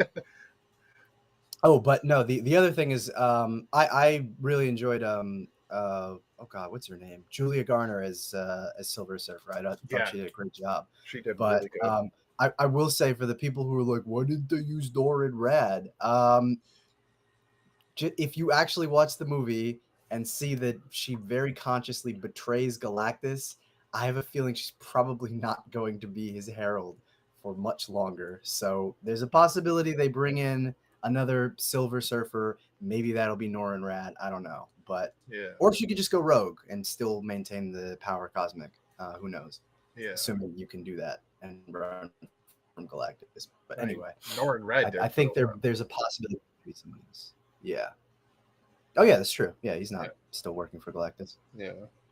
But I wouldn't mind seeing, like, if Galactus does ever return, which the way the movie ended doesn't really seem like it's going to happen for a very long time. Yeah, quite a while. I wouldn't mind seeing a herald other than a surfer. Like, I wouldn't mind Terrax or what was the name? Firebrand? Was that? Yes. Yeah. Oh my god, you're a man after my own heart. I wouldn't mind seeing some other herald other than a surfer, because that's all that's ever talked about. I get the surfers are the most popular of all the heralds because who the fuck knows Firebrand? Who the hell knows who Yeah. Terax is? We do, but that's about it. But they're just the most recognizable, you know, that Yeah. image, regardless of the connection to Galactus, is just kind of iconic in its own way. A silver dude on a surfboard. Yeah. The kind of concept you could only come up with at 60s Marvel. But yeah, I Exactly. would very much be in favor of Terax or Firebrand. And but if I'm not particularly mistaken, wasn't Terax. Johnny Herald for a brief period as well, or was that Firebrand? You're right. Like at the tail end of Mark Waid's run, actually. Right. Yeah, I don't remember if he took on a different name, but the cover is in my mind. Right. So I'll send it to you. But yeah, no, for a very brief period. Yeah. So I thought there was something about that. Yeah. Yeah, it's like there's so many other characters that we could have besides this. We've had our Silver Surfer, the Galactus Returns. Give me somebody else, please. Yeah. Not that like this Silver Surfer that Shia LaBeouf was not fucking amazing. Julia Garner did, like you said, Brandon, a fantastic job. But I want to see more. Like, sorry, here's the gonna get old fast. It already has. What was my only other note? Shit.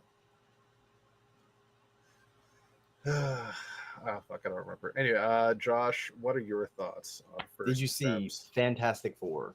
Oh, First yeah, steps. for sure. I certainly did. I thought it was great.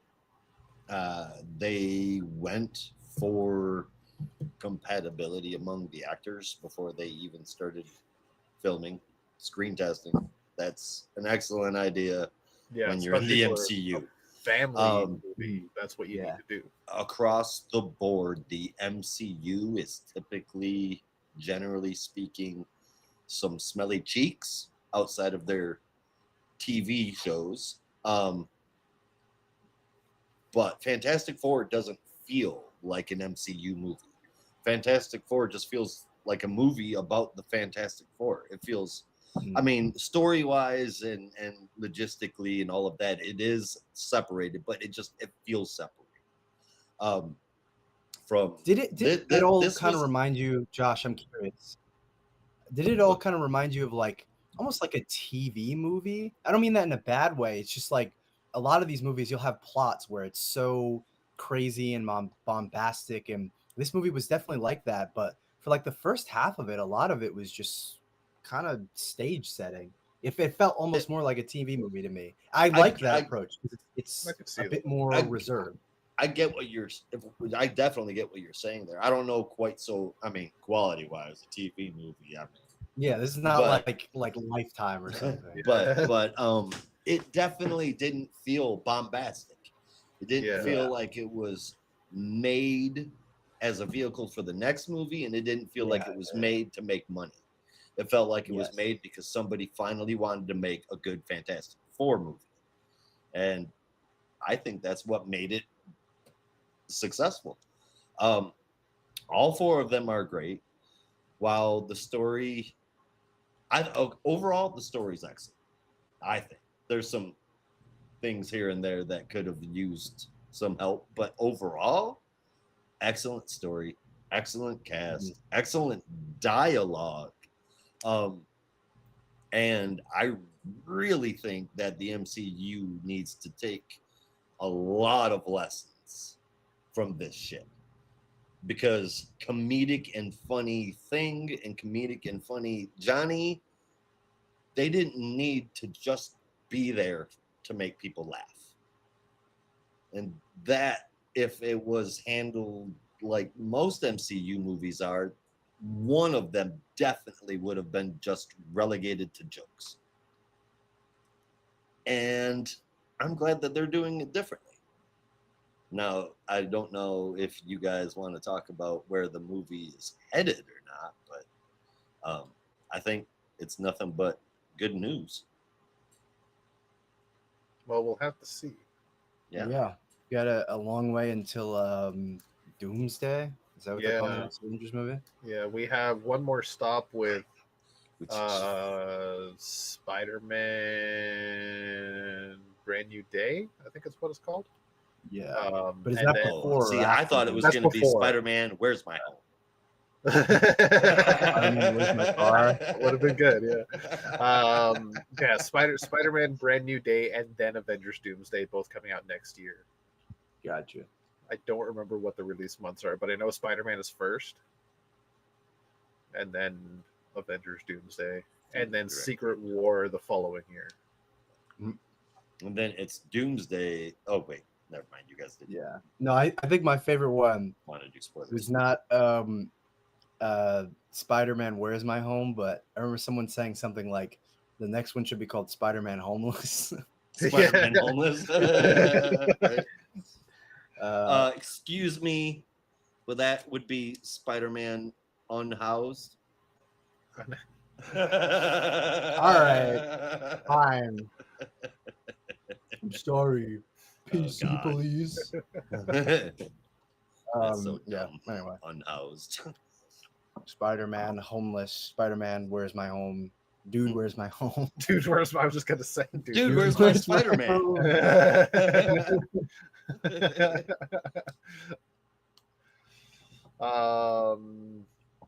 Yeah, I remember the last thing I was going to say, to piggyback off what you were saying, that you wouldn't mind seeing more Sue and Johnny interaction. I wouldn't have minded seeing more Reed and Ben interaction, because I think that was something we got very little of. Yeah. And just them being like almost pseudo brothers at this point, having not exactly grown up together, but come into adulthood together and being like best friends together. Like, we only saw glimpses of their real friendship, and I wouldn't have minded seeing more of that. Yeah. Well, there was that one scene where they were just like reminiscing about old times or something, and I can't remember if they mentioned like college, but that I thought was really great. That was like, oh man, these are the scenes that I live for, that I really want to see, where it's just like them really showing how much they appreciate each other, and you know, and how much they consider each other family. So. Because that's what the 4 is all about. Exactly. You know?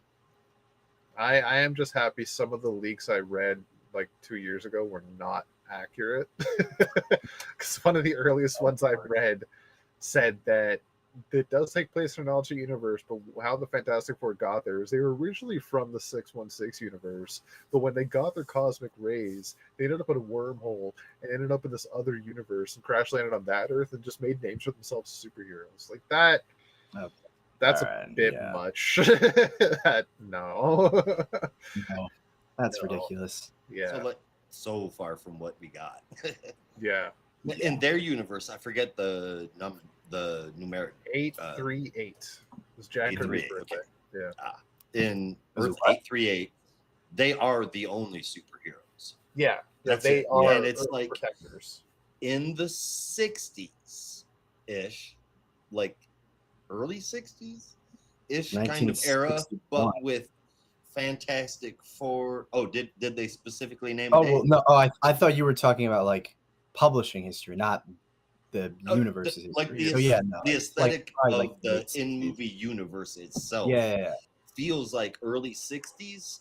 Yeah. Like what it would be like if there was an early 60s Earth that had Reed Richards that was just sitting there churning out the high-tech shit like nonstop and giving it away to everybody. And I mean that's what the aesthetic of this movie is. So when not Doomsday, but when Doomsday shows up, when Galactus arrives, Doomsday and they're uncertain. That's another story. And I they're was like, whoa. uncertain. Is the DC crossover happening? You'll have to ask Holly. But when Galactus shows up and they're like, we don't know what to do, like the world is completely flabbergasted. Like what do you mean you don't know? The world's smartest man. How That's can not you not spoiling know? anything because that's in the trailer. But it's so good, and I can't wait for them to. I guess I should say potentially join the rest of the MCU. I mean, that's That's not even a spoiler at this point. Okay, yeah. I mean, Yeah. I don't feel like a week after it come out, the entire internet knows what happened in it anyway. Yeah. But I mean, them being in the next Avengers movie was announced long before the movie even premiered. Ah. Yeah, like Yeah. when the cast was announced, all four of them were in the cast list. And yeah, have you seen Thunderbolts? I haven't actually, Nope. but I heard it was pretty Nope. good. The only thing that I caught was the end credits. I saw Okay, those. so you saw the end credits scene. All right. Yep. Brandon has not, so I will not spoil it. I appreciate that. The end credits of Yeah, no, a Thunderbolts. lot of people were pretty nothing to do with positive on that Thunderbolts. I mean, not really.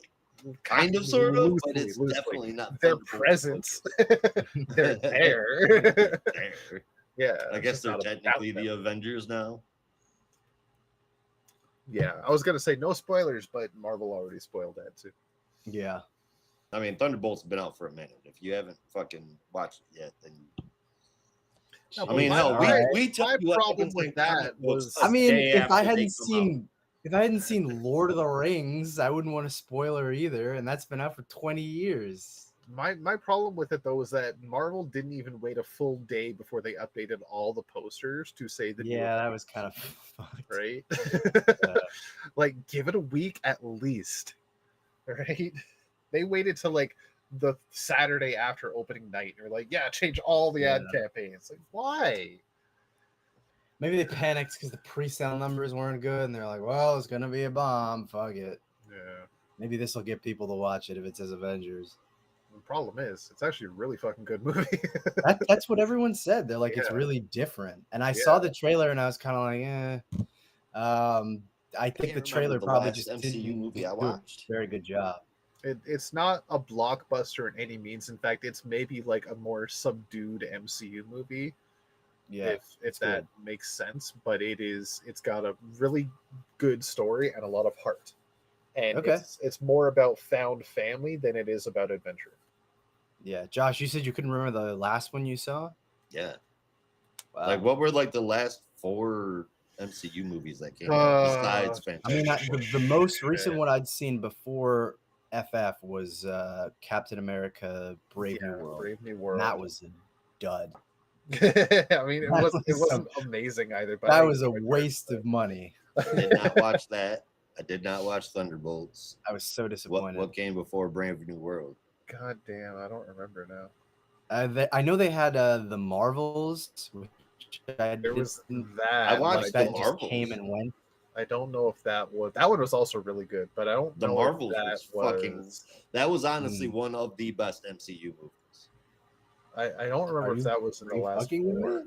No, I'm not. But I also think that the majority of the Marvel movies suck ass because they're literally Josh just shows commercials us for on the Saint next movie. I say I don't see that, but we're not getting You're that discussion right now. Yeah. Crazy that you don't. Oh see yeah, that. there was Quantum Mania. Oh my god, that was 2 years ago, bro. Right? The fact that you Fuck. say last 4 movies and one of them was 2 years ago is kind of like, Yeah. that can't be right. Guardians of the Galaxy Volume 3. So that was the That last 4. feels like such a Okay. non-MCU movie, even though it is. I mean, at this, like, James Gunn was just telling his own story at that All point. right, what came Yeah, before Guardians of the Galaxy? What was the last one? What was the one previous to GOTG3? If it wasn't Deadpool and Wolverine, Well, it there was was- probably Wakanda Forever. Oh yeah. Okay. Is it what? Okay, Wakanda then I Forever. saw up to Deadpool and Wolverine. I haven't seen GT3, Brave New World. It was pretty good. Thunderbolts, any of that. Definitely watch Volume 3. Yeah, It- but it it's was that movie. so Like good. that's why I'm like I feel like I don't even rate it as an MCU movie because it's Yeah. so in its own way. Yeah, it just culminates James Gunn's story from Yeah. the first 2 movies, and it doesn't connect to the MCU really at all. It tells its own story about these characters, but it's such a beautiful story. Yeah, that's another one I got to rewatch. Yeah. Because it's funny you were talking about your Fantastic Four I just experience don't because that was another one I watched on a date, but I was just like in a terrible mood that day, so I watched it and I was like, yeah, this is pretty good, but I'm fucking pissed, so I couldn't even really enjoy it. Yeah. It was I- objectively good, but I couldn't I just couldn't. I couldn't. It's feel going to have to be they had all something this- special for me to see another Marvel movie. Fantastic Four had the possibility to do that, but other than that, I'm probably retired from the MCU because it's all crap. Volume 3 is something special. Well, I mean, I okay, would but agree. that's It's a great send-off. I just listened to you guys for 3 minutes say how it's not a part of the MCU. I mean, you know what I mean? So, Well, the only time the style-wise, Fantastic Four, sure. Yeah, style like, wise, it's not a not- part of the MCU. The way it's that they not framed and shot connecting the to movie. the story. Right. Same thing with Yeah. Fantastic Four. So anything Yeah. related to the MCU that's outside of the MCU seems to be good. Marvel Television, Spider-Man, Fantastic Four, Thunderbolts know just about outside of television. it, GOGT3, all of these things that aren't typical MCU are good. Everything that's in that middle, including all of the Captain America movies, if you go back and watch them now, it's like CW for adults. You are nuts Wait, if you the think Captain the Winter America Soldier movies?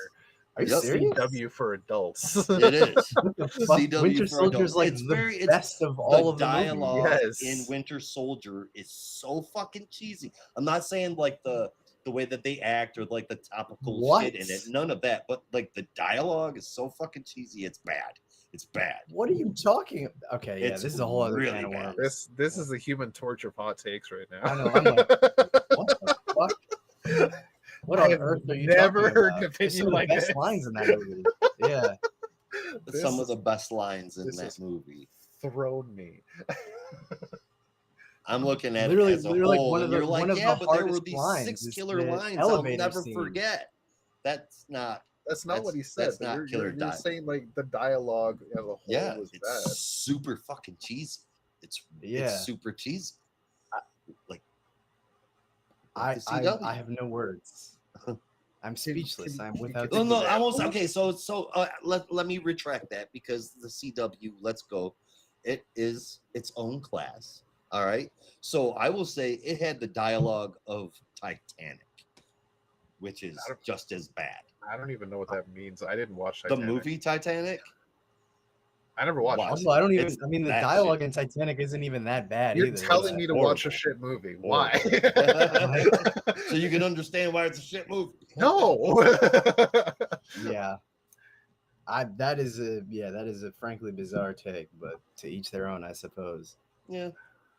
And so it's just. I don't know. I it's- still think one of the hardest lines. Every is single movie is the, the it's the exact easy same. way or the hard way from the elevator. Like you, Oh, how yeah, can you that's top that? so It's fucking the easy good. way or the hard way. Phenomenal. That's why I'm like cheesy. We could do What? this. the- They've been saying see, shit like that in is that westerns what he- since is the that what he's 50s. hang on a second. Is that what he actually? No, because I remember him saying before we get started. Does anybody Oh, wanna I'm get sorry. off? Yeah. Yeah, Does anyone want to get off? That's the line. I don't know what Yeah. I was thinking. Yeah. yeah. That's a much better Must line. be a pretty iconic line. But That you know what I meant. Rob knew what I meant. I knew exactly what he was I getting know, at. I'm Yeah, Yeah. I'm just because everybody gets on, and you just Yeah. have Steve looking around and like picking up all these signs. Like these Jeez. guys are gonna try to kick my ass. Like, It's like that was brilliantly clearly done. boxing me in. Yeah. And that was like showcasing just how far Steve has come as not just a soldier, but even like It was- like a spy in a way. How many Yeah. fucking action Like a movies have you shield seen agent? that happen in though? I mean, really? That scene? What? None. With Steve Rogers? No. Specifically, no, but a good guy being Maybe in I've a seen that fucking like a Mission elevator, Impossible bad movie, guys but piling in, and then the good guy kicking the shit out of them all in a small space. In an elevator? Every John fucking Wick movie, the Daredevil TV show. I mean, I could like, Okay, Daredevil was a Go- hallway. oh, way different. My bad. It is. Totally different kind of confined Like, space. what? Let me And take it all of is the attic because it and crawl wasn't just space the hallway. fights out of it. Because what was beautiful about that scene in Daredevil was the continuous shot. It was much better than the elevator fight scene in Winter Soldier. And I don't. John Wick didn't have really any Oh. confined space. Yeah. Also, didn't that movie come Fight out the scenes. same year too? Maybe even a little later. I will always lose the hill on most of my opinions because I'm in the minority. So Not gonna fight him. I I mean, there's just don't like 'em. minority. There's minority, and then there's just coming up with examples. I mean, faulty memory and all, but I Yeah. can say that I've seen good guy in confined space beating up a bunch of bad guys more times than birthdays that I've had. So how many of I them have mean, been it's good? not unique. How many of them been good? They're all the same. It's a good Well, guy I fighting a didn't bunch say of bad anything guys. about it being unique. It's just very Rob well just did. executed. Yeah. It doesn't have to be unique. If it's just a well choreographed, well directed scene, it's good. I mean, I get that, but that was brought up in response to my complaint about the dialogue. Yeah, I don't know. And Like then, I'm sure, and then I'm sure there's it a turned fight into scene me like that in Enter the defending Dragon, but it the doesn't diminish generic. from how cool it is in Winter Soldier. You know? Mm. Okay, overall, I'll just repeat it like real quick. The MCU is just a generic action movie. Every movie is the same. So all of the opinions that I'm saying reflect back to that. I think they're Well, all it feels just like the generic. opinion And of someone who's seen fucking- like 3 of them, but I've sure. seen all of them up until I fucking gave up. And it's Oh, not the when- only when time I'm was going to that? give up. Giving up is not exclusive to Marvel, as you guys will find out if we start talking about books at any point tonight. Oh no. Yeah, I guess it has been a little while. Oh, Almost that does 2 not bode hours. well for this show. Okay. I don't want to know where you're giving up because I've actually enjoyed all 4 books this week. All right. Well, yeah, we'll get into our honorable mentions. That's enough fighting for now. Yeah, our honorable mentions include DC's California Love, which I have not looked at yet, but I imagine it's just a summer special kind of deal with a bunch of random Basically. stories, like a holiday special, but just for the hell of it. Gotham City Sirens Unfit for Orbit number 5, if I remember right. I think this is the last issue. If not, there's a 6th, but I think this is the last. DC Cross Sonic the Hedgehog number 5, which is the last issue of that, and Batman the Long Halloween, the Last Halloween number 8, which I think that's going to 12, right? Yeah, and Yeah. California Love is just a fucking anthology books of Yeah, it's super like the family love holiday- shit and silly shit, Yeah. like the gorilla ex-wife of Jimmy Olsen. And what? That is one of the stories written by Christoph Bogax. Yeah, the gorilla ex-wife of Jimmy Olsen. Is his wife like, Jimmy, where's my alimony? And Jimmy's like, Who are you? Oh. Somebody Okay. go in there and read the Lois Lane story for me though, Oh, why? because it's Megan Fitzmartin, and I want to see if she's capable of writing a decent story now that she's not touching Tim. See, you mentioned Jimmy's gorilla ex-wife, and that already turned me off the book I wasn't planning on reading. So I don't know if I want Brandon to. Thomas writes a Steel story. Oh, nice. Okay, I don't I'll know check if out it- that. yeah. I'll check out the Steel story. I'll flip through the Lois story for you. I don't know. Jimmy Olsen's ex-gorilla wife sounds right up my alley. I like a fun Jimmy Olsen story, but I don't know about gorilla ex-wife. That just seems a little too far gone for me. It's a creative team of a lot of new and older. Well, I won't say older. A lot of I saw the first story newer was by people or Brian something. Q. Miller. I was like, Yeah. whoa. Oh I haven't wow! seen that name in a long time, dude. yeah. I want And, to say the last thing he wrote The was best the Smallville Batgirl of all Science. time. I thought Yeah, we you were wrote done that. fighting. Wait, what? Oh, Batgirl? Anyway, yeah. So it wasn't Anything to write home about. nothing to write home about. I mean, that's your typical holiday anthology book. Not that this is a holiday book; it's seasonal, I guess. Yeah, they're always Just for the ass. fuck of it. yeah. Just read I mean, them I'll be if like, you're an back in- anthology book fan. back in like the late 90s, early 2000s, I'll admit I enjoyed a few of them. Some of the holiday, the Halloween or Christmas anthology books. So like these are actually, there's some fun stuff here. It's the last little bit just been no, Yeah. kind of missing the mark.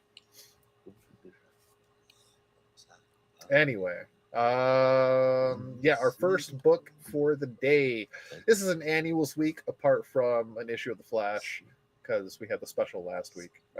So we're going to get into Nightwing 2025 Annual Number 1, Part 7, Page 3. That joke will never get old. Never gets old. Even I don't really make that joke anymore, and Yeah. I started it was to wearing be sad suits. funny. 95. What?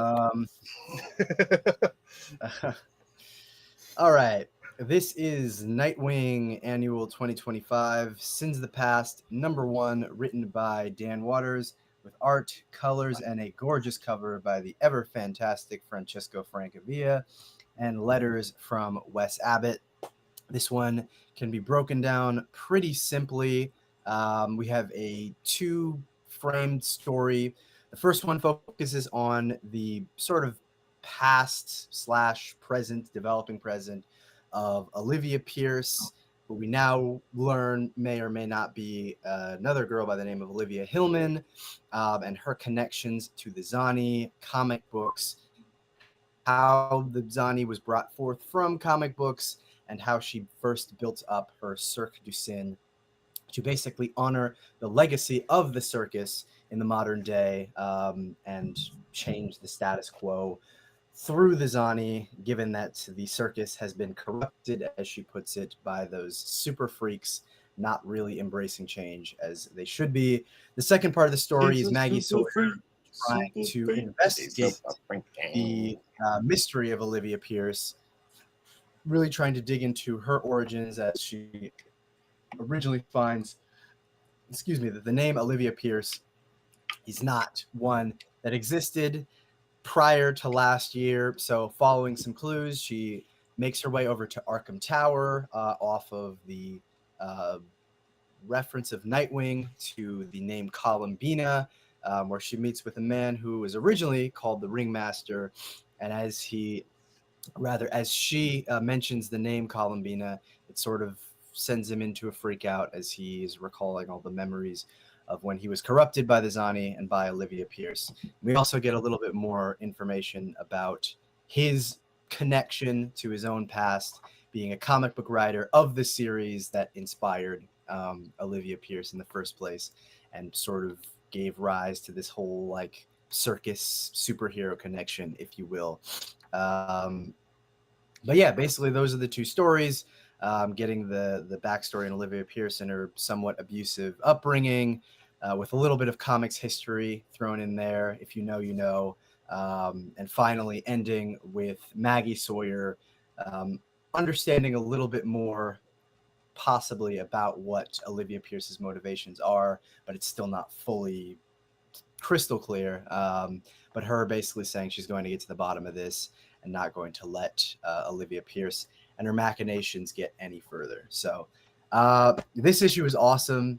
I am such a sucker for stories with a little bit of a metatextual edge because I'm pretentious like that. And this one could not be more meta, what with the references to the Comics Code Authority's history, to Frederick Wortham, to something that I read a while ago in Super Gods, which is the whole theory that superheroes and their costumes and the attitudes arose from the circus strongman and the tights and the attitude and everything, which is something I've never seen referenced outside of like prose, which is pretty interesting. Really? I could have swore Grant Morrison wrote that in his book. What's it called? I just said Super Gods. Oh, okay. That is the book you just said. My bad. That's what I was saying. Yeah. Okay. No. Sorry. No, I mean, My bad. look, hey, I'm just stealing notes from them, so it's not like I'm coming up with it originally. But no, I've always been a believer in that theory. It's very easy to trace if you look at the early designs of Superman, and the spirit and Blue Beetle and characters like that. You can very much draw the lineage between the performance and excess of circus strongmen and circus performance in general. But no, I'm a sucker for that stuff, and Dan Waters finding a way to not only incorporate it in the story, but to make it relevant. And the thing that just completely sold me on this book, like, if any issue was an I get it issue, it was this issue for me. Because now, like, all this time of like, well, okay, I get that Zani has the connection to the circus, and I get that, you know, Nightwing obviously grew up in a circus, but why him? Like, why do they care so much? And now it's like, oh, I get it. I get what you're trying to do. Like, if the whole point of the circus is to disrupt the status quo, who better than the high-flying daredevil who literally grew up in the circus to inherit that legacy and bring about change? And it's like, got it. So now I love this run even more. So this issue was phenomenal, if I didn't make it clear, and just, I feel like, really hooked me for what comes next. And there's a line in here that is genuinely so upsetting, that I think is going to stick with me for a little while, where it's honestly might be my favorite moment. Maybe I'm just horribly fucked up, but Olivia Pierce meeting that author, Lloyd, whatever his name is, says something like, after the author is like, oh, but you know, Grey Ghost and Wonder Boy, they always survive. And he's like, yeah, but you could change it, you know, because every time we turn that page, no, not even that. It's like, every time we turn that page, we're expecting, like, there's a little part of us, a secret part of us that is expecting and is maybe even a little bit excited by the prospect of blood and terror. And I was like, that is such a chilling line. Like, I'm going to be thinking about that for weeks, because it's true. I don't know. Maybe it's just me, but there is a secret sadistic side that's like, what if Batman doesn't escape the maze? What if Superman really does die from kryptonite poisoning? Like, could that happen permanently? Like, what's the worst thing that could happen? And would we be okay with that? Would we even be a little excited by that? So it's very disturbing. I pulled it up at the for same you. time, There's a reason why Ted, fucking, oh my god, what's his name? Ted Cord getting his neck snapped. yeah, Or no, getting shot in the head by Maxwell Lord. Shot in the That's what head, it yeah. was. Yeah. Yeah, And also Lord. Maxwell Yeah, Lord getting his Maxwell neck snapped by Lord, Wonder Woman. Why both of those moments are so memorable even all these years later. yeah. Because it's that thrill of the page turn, like, oh my god, is it are we really gonna do it? Like, is it gonna happen? To quote Olivia as a um, child here, you know, a part of us wants to turn the page and see the hero reduced to a red smear on that page. Yeah, That's what she says, and it's like, ooh, creepy. but yeah, and But, the following line is Somebody that read The too is Boys like, yesterday. the energy of that secret thrill. That's the power of the circus. Like, there's a part of you that That's wants to see it, even if you won't admit it to yourself. So Yeah. I was like, that is so fuced up, but it's that kind second of true. speech bubble there sells the whole book. Yeah. So I like, I don't want to say I read this issue with a smile on my face, because that sounds fucked up, but I really enjoyed it. I get it. Yeah. And for anyone who lives in New York and has ever been to a comic store called Everyone Comics in Long Island City, there is an Easter egg in here for you. Actually, quite a few that you may recognize if you've been to that store. So just had to shout that out. But yeah, 9.5 out of 10 for me, which might be the highest score I've given in a while, because I've just loved this issue. I could go on about it for a while. I wonder it's if already the 75. owner of that store knows that there's Easter eggs for that store in this issue. I'm sure they do. I'm sure they do. Yeah. Because I mean, he literally did a signing there like a few months ago. I feel like they have to. Yeah. That's pretty cool. Next time you go, see if they have this, and you'll just like post it up behind the counter or something. Just like, we're in this. Look. That's pretty cool. Same window and everything. Yeah. But I love that. Maybe there's a variant cover with the still diddling on it. That'd be good. That would be cool, but I doubt it. But I would take a variant cover with the Grey Ghost and Wonder Boy cover. Oh hell yeah! That was cool. That was actually really cool. I'm a sucker for any Grey Ghost appearance in a DC title because I'm a BTOS fan. I grew up with the Grey Ghost, right? Match. Yeah. But this story is even without the Grey Ghost even being mentioned, fucking fantastic. I love it and hate it when annuals take part in ongoing story arcs because at the time it's great because you get so much more story to the awesome story and it feels good. And this gave us so much explanation and answers to questions we've had this entire time. But at the same time, if you're collecting this 5, 6, 7, 8, 10 years down the road, and what the last issue of Nightwing doesn't mention, check out the annual next, and you just miss that part of the story completely because that's happened to me. Yeah, that part is annoying. But at the time when you're reading it weekly and monthly, it's fucking fantastic. And this was like a perfect example of how working an annual into the ongoing story works really well. Art fantastic for the story. Still, it's the kind of subdued colors in a way, just really add to the ambiance of what's going on. And you guys know at this point, I'm a sucker for a good detective story when it comes to the actual fucking detectives. This being Maggie Sawyer being the central figure, love it. Absolutely love it. This is also getting a 9 out of 10 for me. Right on. But you guys loved it. I thought it was good. It was cool to get some backstory on Olivia Pierce. Get the connection as to why we got Nightwing. And it was Dan Waters writing, so it was good. Other than that, I do feel it was like a pretty typical annual. But I do have to say I'm so glad that it ties to the main story because I, under every circumstance, hate it when the annual does not tie to the main story and it just careens off into left fucking field. Because if I'm ordering it, put them in reading order, and if you do stumble upon it, well, then you get to read that book that you missed in a story that you already know, and it's like noticing a detail in a movie that you didn't the first 4 times you saw that movie. Yeah. But I did. I enjoyed it. I gave it a 7.75 out of 10. Like if it is an annual that's unrelated to a story and they time the publishing of it between story arcs, I don't think it's that bad an idea. But I agree with what you're saying. Like if an ongoing is like halfway through a 6-issue story arc and then you get an annual that's a completely different story, it really takes you out of that 6-issue story arc for a minute. Yeah, to me that it feels like a seasonal anthology book at that point. Yeah. It's like this is completely unnecessary reading. I don't. Yeah. I mean, but if it's a good story and it's unrelated, does that really matter? That's my thing. It doesn't matter, but you don't find out until you buy it.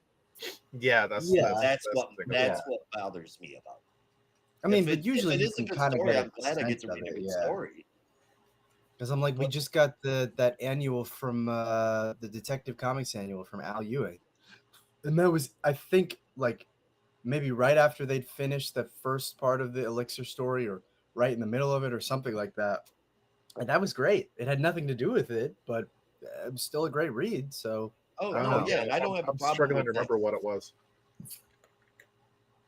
I am too, but I do remember enjoying it. But then also, there was or maybe it wasn't Superman, and I don't remember all the details, so I'm not even. But anyway, that's kind of bugged me. What did happen in that annual? Well, the Detective Comics one? Yeah. Oh, it was just the mystery with that equation, like the equation that could basically end the world. Oh yeah, no, that was actually a pretty dope story. Yeah. So I don't know. I'm just like, if it's honestly, this is incredibly relevant to the next story we're going to talk about. But yeah, it's a good story and it has nothing to do with the main story. I don't give a shit, you know. Yeah. Where am I going to put it in my collection? I'll figure it out, you know. So I it's mean, good. It's good. when I'm sorting, see, this is the thing that bugs me as well. And I'm sorting my Green Lantern books, Yeah. and I'm sorting it by run. I'm putting the annuals at the end of the list. I'm sorting Yeah, I it mean, by year, but then at the same time, if there's an issue tied to a story arc, I'm just like, do I put it at the end, or have all the other annuals, or do I put it in the between issue 23 and 24 because that's where it fits chronologically? It's like that's unless it Yeah. unless it is literally part like 5 or 6 or 3 of the story and it specifies that in the credits, it could go anywhere. You know, it could go at the beginning of a run, it could go at the end of the run. It's ultimately, I'll give you an example. Like the Action Comics run, like the Philip Kennedy Johnson Action Comics run ended on an annual, right? So in my collection, I have I don't remember what issues this, like Action Comics 1058 to 1060 something. And then at the end of that, in the sleeve, I have the annual. So that completes the story, right? But if it was disconnected, like the other annual with the Future State House of L, that can go anywhere. You know, that could go any old issue of Action Comics. So my hierarchy, if it's relevant to the story, if it's not, put that shit anywhere. You'll be fine. you were saying, Josh. Oh, Your hierarchy. I prefer to order mine publisher, volume, series, issue number, store release date. So like in your, like with you guys talking about annuals, it would just plop in when it came out. Okay, so like chronologically. Yeah. No matter what, though, even if it was No matter what. Yep. Oh, okay. No matter what, because if I get to that book and and it turns out I can skip it, I can just skip it. It doesn't fuck anything up. Are you doing this digitally or in print? Both. That's how. When I did, I'm like, whenever I don't know. In print, I don't even know how you would like organize all those different subcategories unless you're just smarter than me. Because like I have them organized by alphabetically and kind of in year order, but that's about the extent of it. Like I don't have like release date. Well, all that stuff. like I said, like the I don't have time publishers, for all that shit. DC, Marvel, Image, right? Yeah. And then series, and then volume is like Batman Volume 1, and it's whatever the issue sketches. And I think we're on Volume 3 right now. So and then all of that is just issued identical, numerically. And then if there's anything that pops out that it like if they drop an issue 0 halfway through a run, I don't put issue 0 at the beginning. I put issue 0 when it came out. Yeah, that was the struggle. No, and this is where my friggin' OCD of like organizing the comics kicked in, because when I got to the 0 issues for New 52, I struggled for like 10 minutes. Like, where am I putting this? Well, so usually would if I put it after issue 12, it's gonna bug the crap out of me. But I know that's where it goes. But like,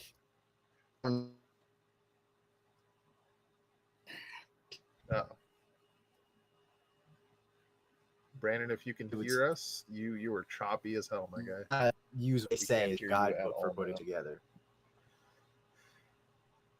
Hello? Could you repeat that, please? Brandon? Are you there? He is having internet connectivity issues. Oh. Okay, there you are. I think. Wait, maybe not. Oh. Yeah, you're there. You got some red ass bars on your internet signal. I almost called it an ignorant net. Oh, ignorant internet. Yeah, you might have to lose the camera. Hear me? I can't. Yeah, Your audio is pretty choppy. Hello? Hey, even with the video.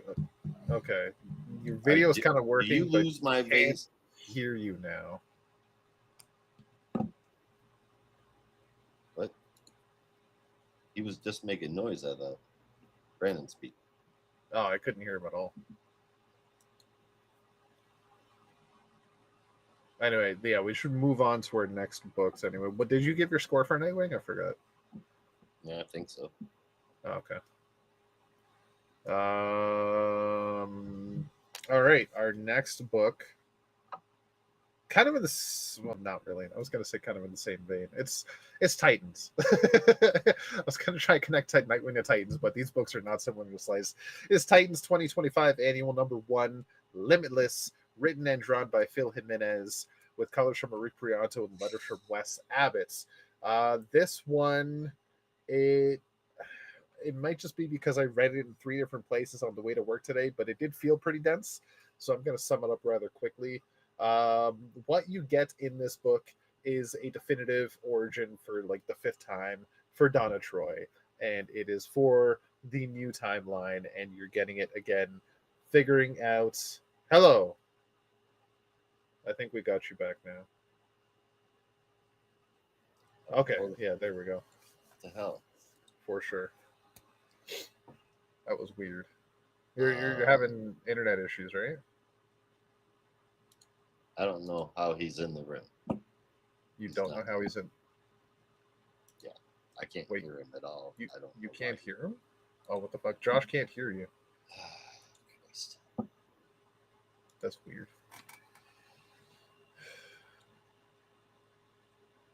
Anyway, y'all figure that out. I'm gonna continue with Titans. Yeah, you get a definitive reintroduction of her origins for Donna Troy.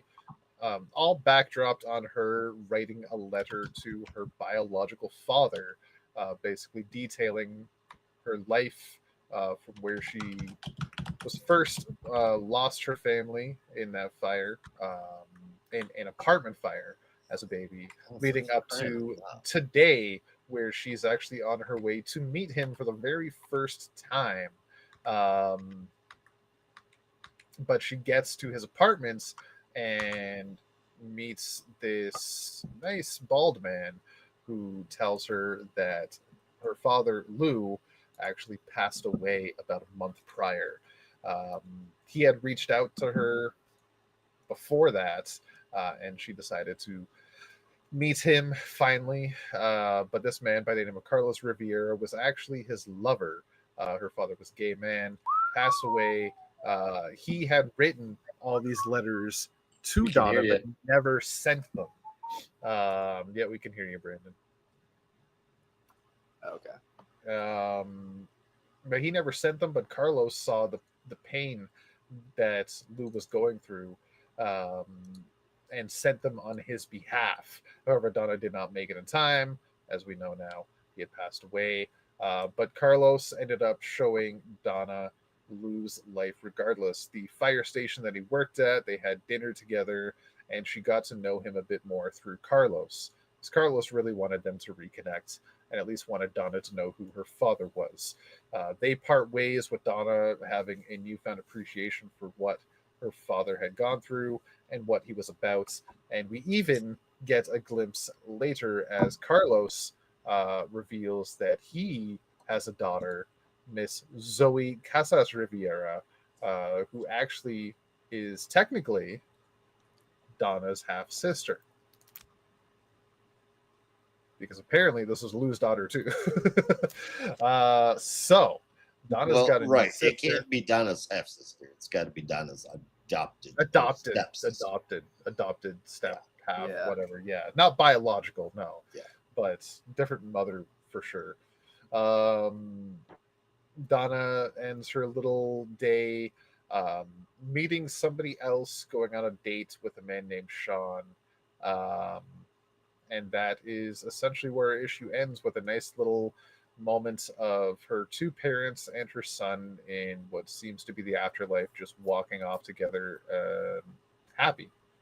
and very touching moment at the end. So I summed it up. There was a lot more substance to the issue because you literally do go through like 37 pages of Donna's history leading up to the present day.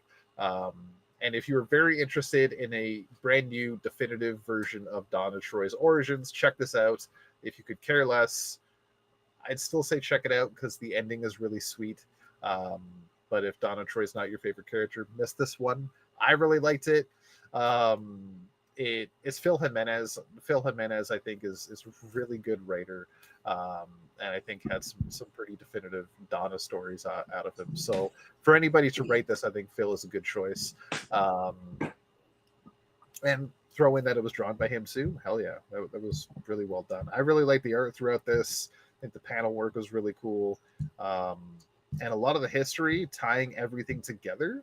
Obviously, I don't know about Donna's various histories as much as you guys do, but I like the way this played out. How it kind of touched on a lot of the biggest moments in her life and kind of pieced it all together so it worked in this new world.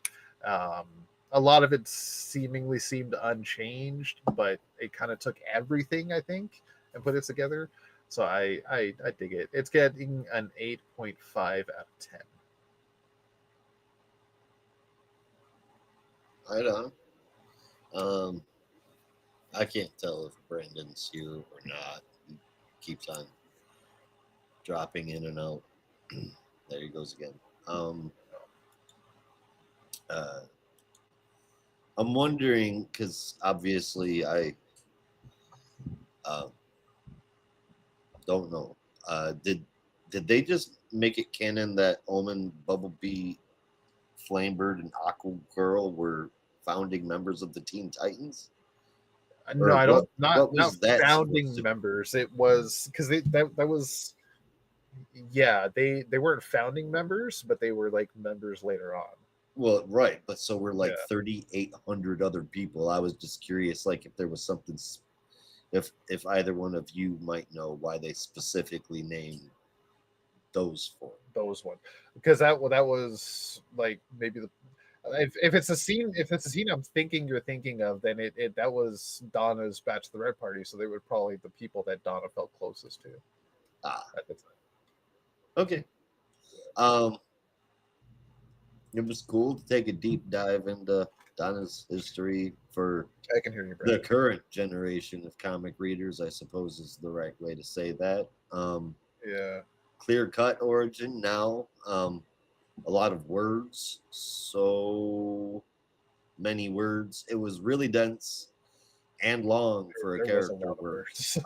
It did read well, but I had to take breaks. It did read well, though. It's a great story. It's just when it comes to reading a comic book, I can't handle that many caption boxes on the same page. It makes my brain want to have an aneurysm. But again, it is written very well. It does read well, and the art is really good, really good. Jimenez was a good choice for this one, and the colors were as well. Other than that, typical annual book, 7.5 out of 10. Like you with talking about the caption boxes, I'm just looking at a random page here.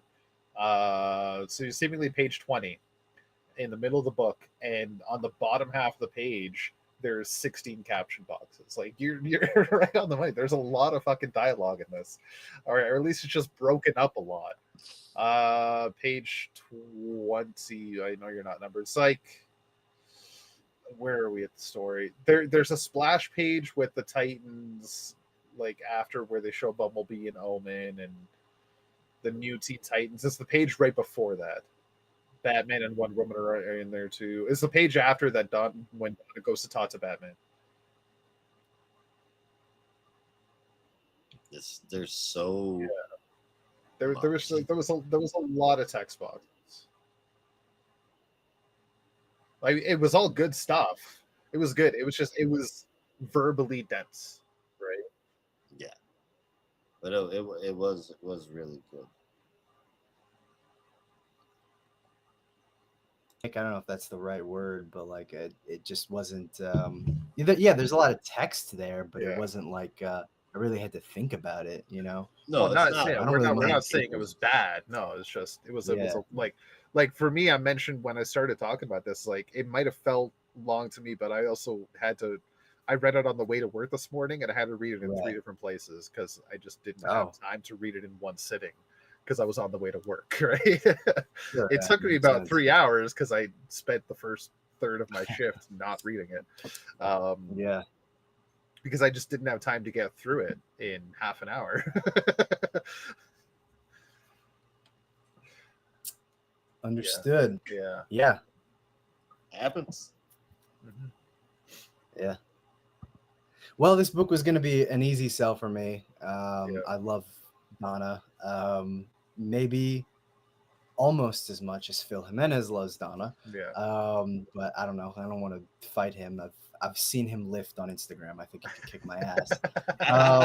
But no, you just you really get the sense Wonder of Woman the love universe and in general, I appreciation. would give to him, by the way. Yeah, yeah. I just And some updated costumes aside, it's also very clear that Phil Jimenez has quite a love for Donna's history, which not a lot of writers do, and I appreciate that a lot because they put a lot of care into really just showing how much of her personal connections across her entire history have endured. In particular, her friendship with Dick Grayson, which is so underrated, especially after the New 52.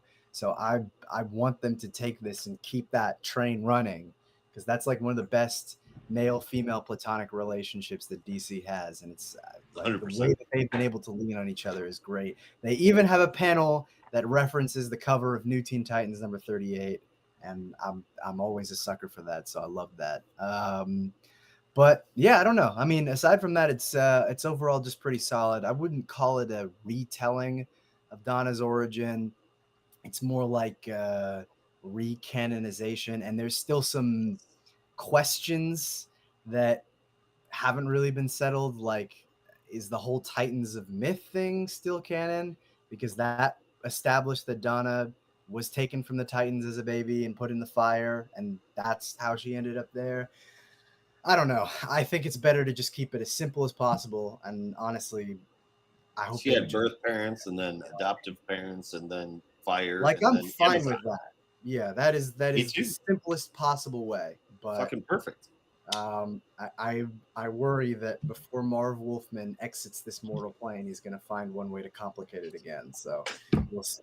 The point is, I really appreciate this one, and seeing Phil Jimenez come back to the Titans, filled with references, is just a great time overall.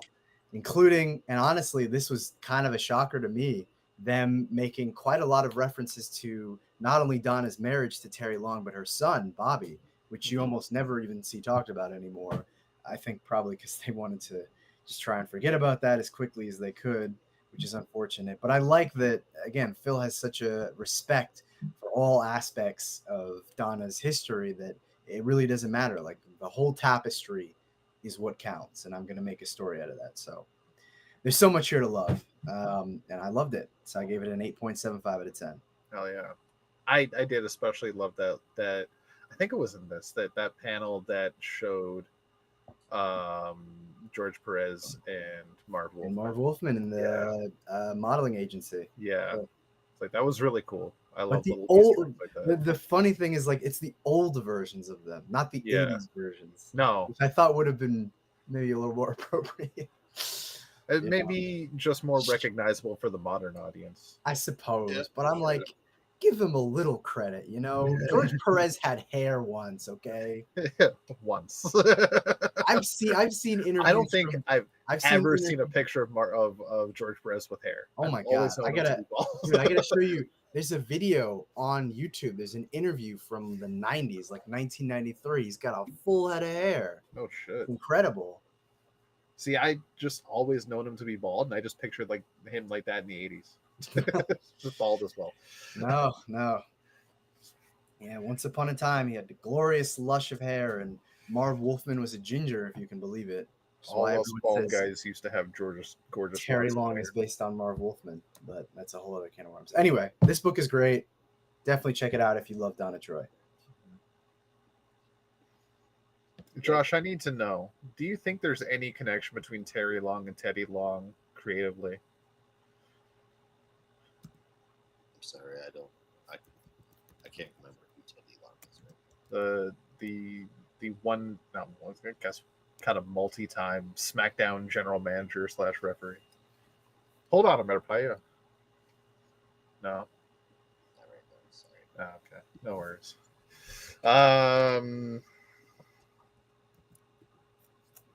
Yeah, so I think that's all of us on Titans. So now we're going to speed on over to The Flash, number 23. Zoom. Holy shit, he did have hair. A lot of hair. I'm telling you. That's crazy. I don't believe it. It is real, my friend. No. Not He everyone. will always be bald. Sorry, I know the shatters the illusion, but it's true. Anyway, The Flash, Bad Moon Rising. Number 23, written by Simon Spurrier, drawn by Vasco Georges, with colors by Matt Burns, lettering from Hassan Atsmani Al with the cover from David Paratore. The rebel Wally Shard ran into Shade with Jay, and he's the big weapon to be used by Eclipso. Shade hides the three of them while they all talk, where Shade reveals that he is working with Eclipso, and it's because he is dying in Eclipso. Oh, Christ, sorry. Let me try that again. Shade reveals why he's working with Eclipso. His wife is dying, and Eclipso will let him die so he doesn't have to live without her. The Shade being immortal. Jay bends some space and goes to see Shade's wife, finds out that Eclipso is the one that made her sick. He saves her, tells Shade, and then the three of them go into the darkness, which Shade reveals is actually the embodiment of Eclipso's hate.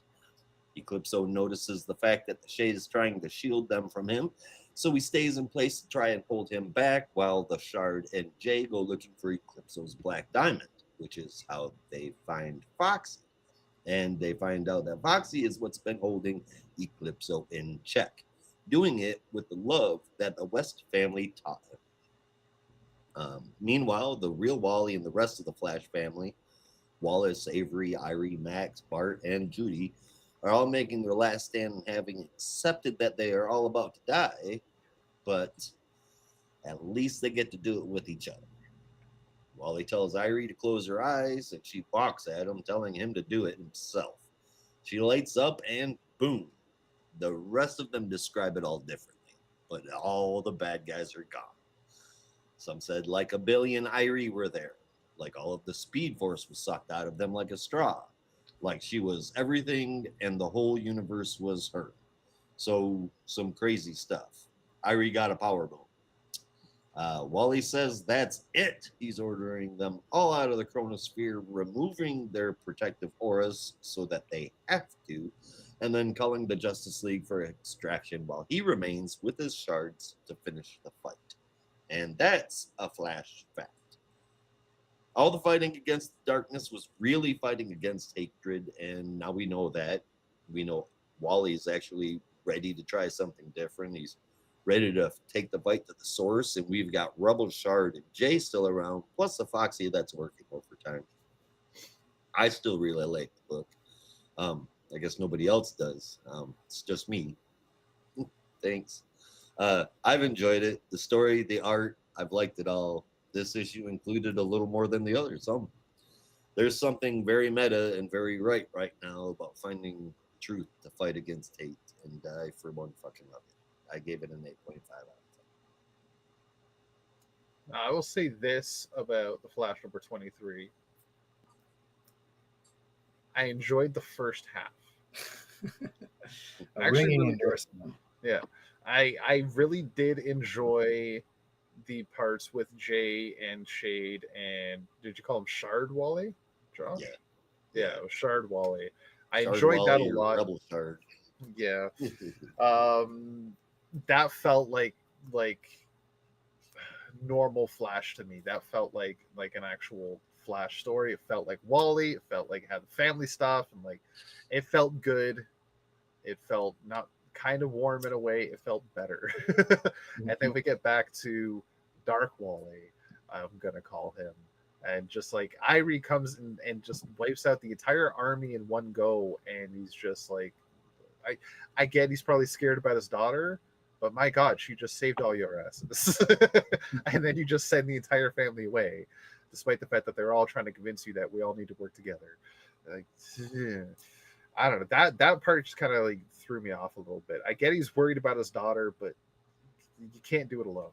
I think that's what the Flash has always been about. You can't do it alone, despite the fact that you're the fastest man alive. You can't be everywhere at once. So I'm still not sold on this General Wally. That's a little too forceful in my opinion, but I really like Shard Wally. So that's why I mean, like, I like the first half, which is probably closer to like the first 3/4, and like the stuff with like Breaker Wally, or whatever you wanted. OG Wally, Wally Prime was maybe a little less than I'm remembering. With that in mind, I'm gonna give it a 7.5. No, I'll give it an 8. You know, I'll give it an 8. CR was actually really good this time too. I'll give it an 8 out of 10. Probably the highest I've given a Cy Spurrier Flash book so far. Definitely is.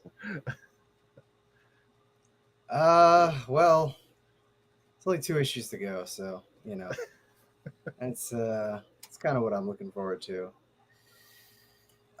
It's nice seeing the Flash You and family. the rest of the Flash readers. Yeah, I'll give it a 7.25 out of 10. Like I said, it's nice seeing the Flash family. a lot of the reactions I saw online to the news that Mark Waid is coming on to write the Flash next is all of them are saying, "Can I finally read the Flash again?" It's like, oh god, Sounds about right. I think a lot of people are speculating though that it's just going to be for the DCKO tie-ins. They're not going to write the book after that ends, though. Yeah. So who knows who may be the full-time Flash writer after DCKO. Could be anyone, but I have my theories. Could be. Anyway, yeah. Flash 23, 7.25 out of 10. Hang on 1 second.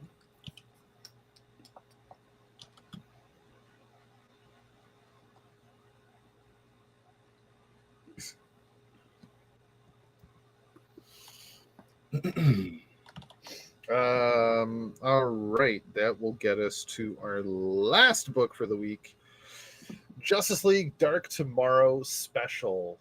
I'd say number 1, but let's face it, it's one of one. Yeah. Although it may lead to something else that we can talk about. Could be.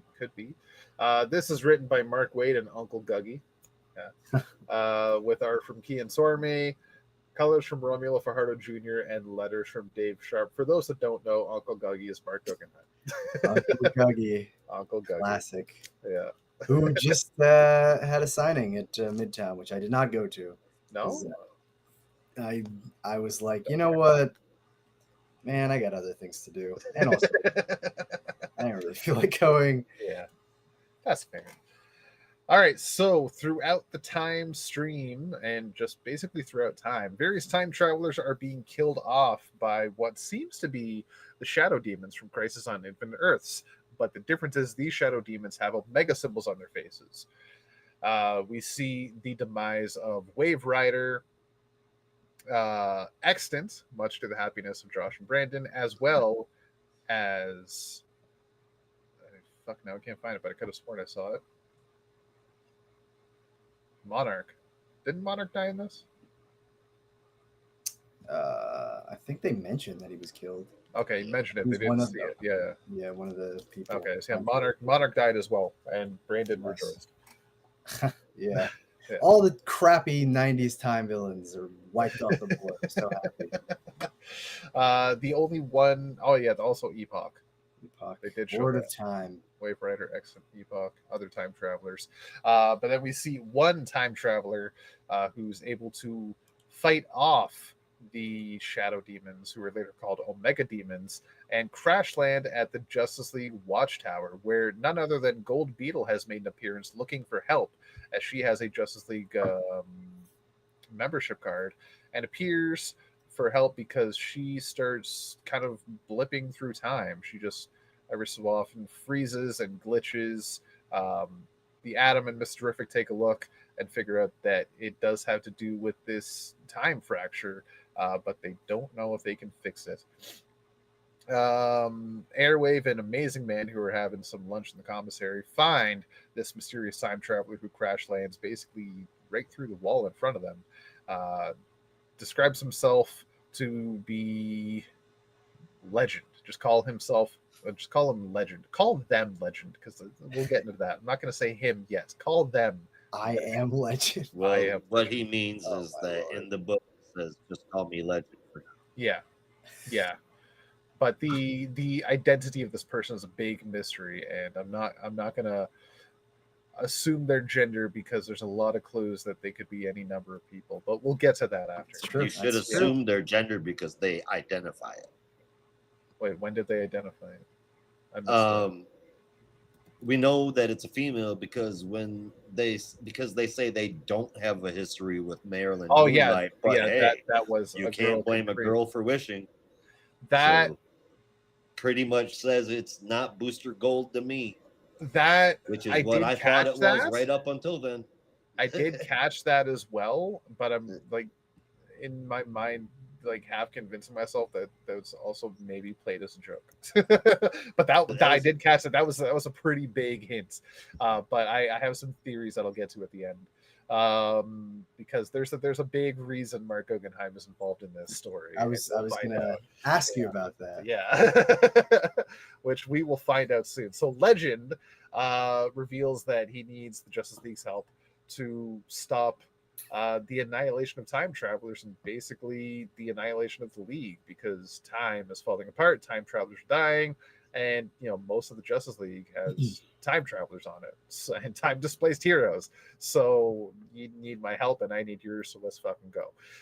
They gather a ragtag, in the quotations, their words, team of heroes, all time displaced heroes, which includes Terry McGinnis Batman, Marilyn Moonlight, the Huntress, and Jonah Hex. The funkiest team ever. Really is the funkiest team ever. Joined by Airwave. Marilyn Moonlight isn't even time displaced. This Nope. is. No, this is our Marilyn Moonlight.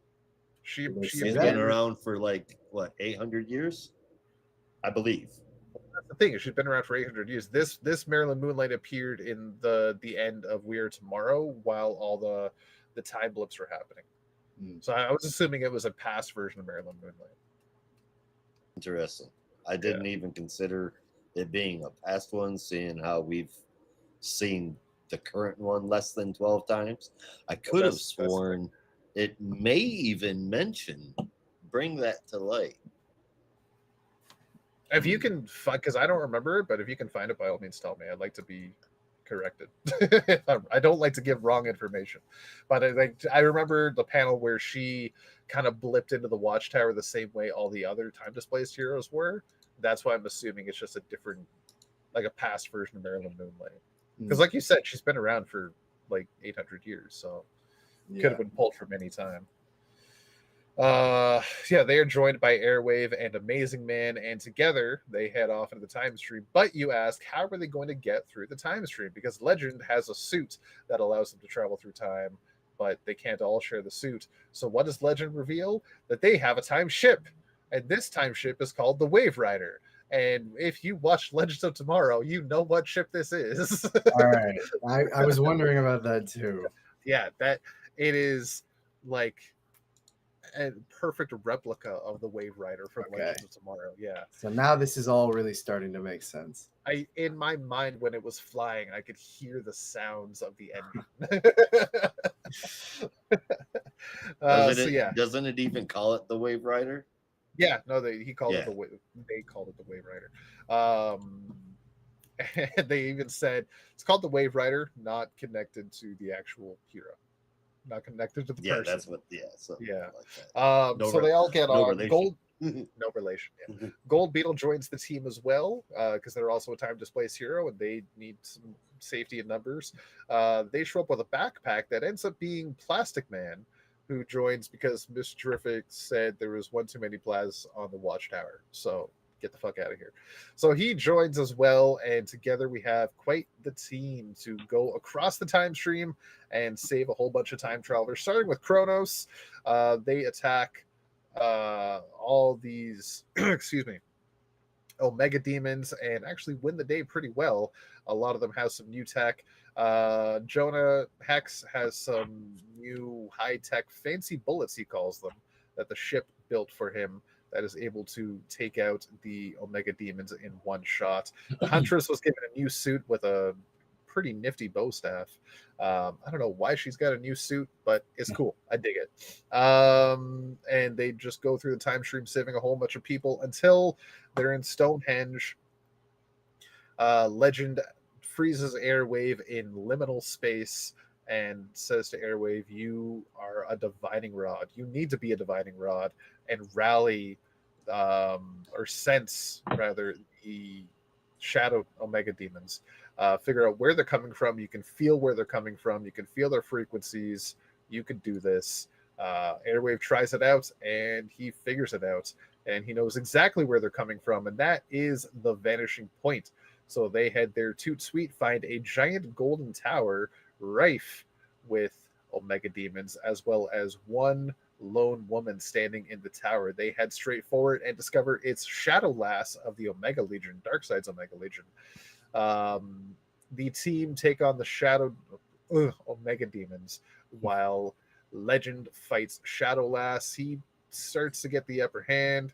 They take out the tower. Shadow Lass falls away with the Omega demons. And together they all fly off in the Wave Rider to get back to the Watchtower. However, there's a temporal firewall in the way, and they can't get through. So someone does not want them going back to the 21st century. And now we have our in canon DC Comics official Legends of Tomorrow team. And I am happy. I figured. I really like the show. Yeah, every time I've heard you talk about the show, you're like, of all of the craziness of the CW, the one that was the most fun, which was Legends of Tomorrow. Yeah, like it That's was like, all it was. It was comedy. It was a comedy show. Oh yeah, exactly. It was a fun show. It was a comedy show. It did have your typical teen drama in it because it was a CW show. It had to have it by law, but it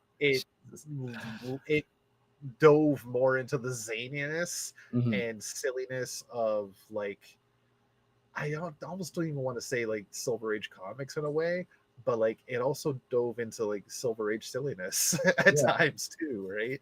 And just went it.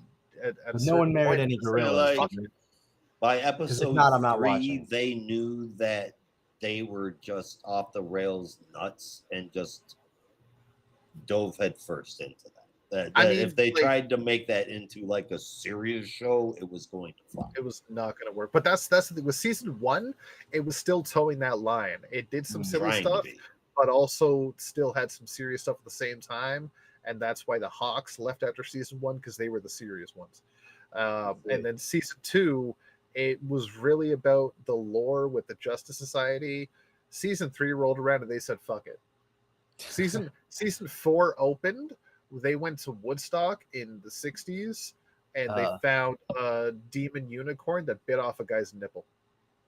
Yep. All right, then. At Woodstock. Something like that. Yeah. So that's they just said fuck it. Really, yeah. They just found a whole bunch of weed and smoked it. They were in Vancouver. It's all over the place in Vancouver. It's legal. Even before legalization, BC was known as the drug province. So yeah, that was just a fun fucking show. And it was so different from any of the other Arrowverse shows because it just didn't care. Yeah.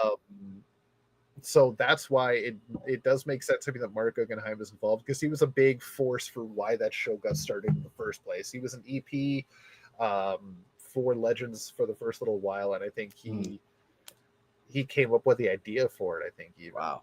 Did he Yes. write any episodes or anything? I think the first couple, Okay. because he was showrunner for Arrow, I think, for a little bit on the Flash, and Legends spun out of those two series. Legends spun out of the extra characters that were left over after story arcs, and they Pretty just much, kind of yeah. smushed them Yeah. together. yeah. That's Brandon Ruth as the Ray Atom, Palmer. and White Canary, not Black Canary, White Canary. Dinah's sister, Sarah. Yeah. Oh, I forget who else was. I on there right thought now. she was Hawk and like Dove were on there at the beginning. still dead. Hawkman and Hawkgirl. Yeah. Yeah. That's a As well as, believe it or not, Heat Wave and Captain Cold. Wow. Okay. Yeah. And who the fuck was played by the last one? guys, played by the two dudes, Two brothers from Prison Break. from Prison Break. Yeah. And Firestorm, Martin Stein, and a guy by the name of Jax, who was an original character. Interesting. Yeah. Which was clearly the best part. Because I thought there was I know there was a Ronnie Raymond on Yeah, he died season twice. 1 of Flash, but Yeah. He died once, came back, died again. right. I don't know why they couldn't just call him Jason Rush.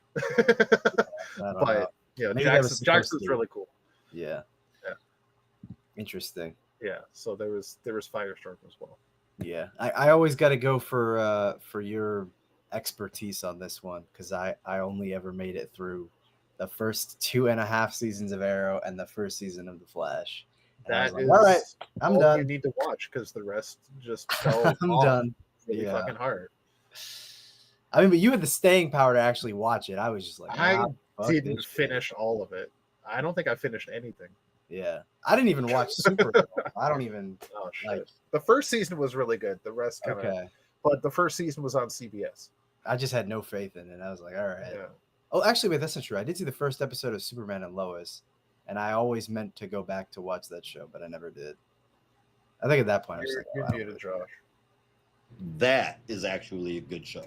Yeah. Yeah, No- I no heard it was pretty bullshit, like, satisfying. All the way through.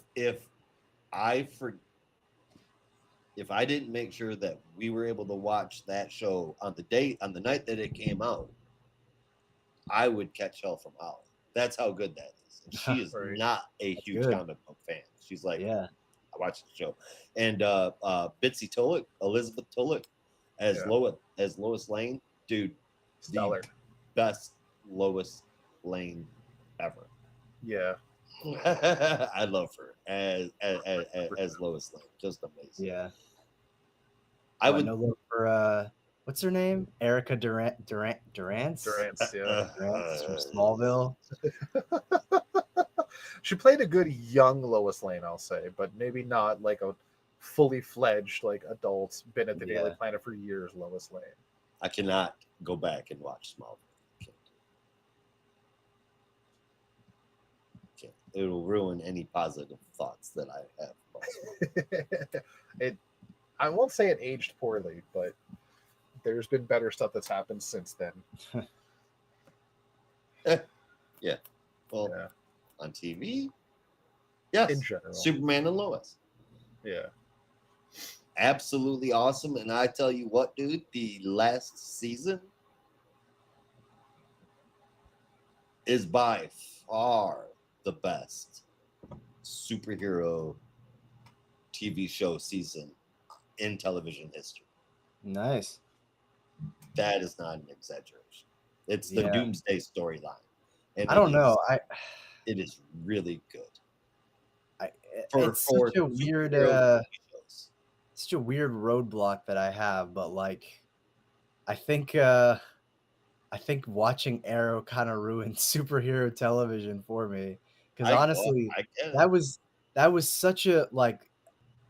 such an engaging first 2 seasons. Like I was just so hooked, and after that, just to be faced with the disappointment, like it's like like I got cheated on or something.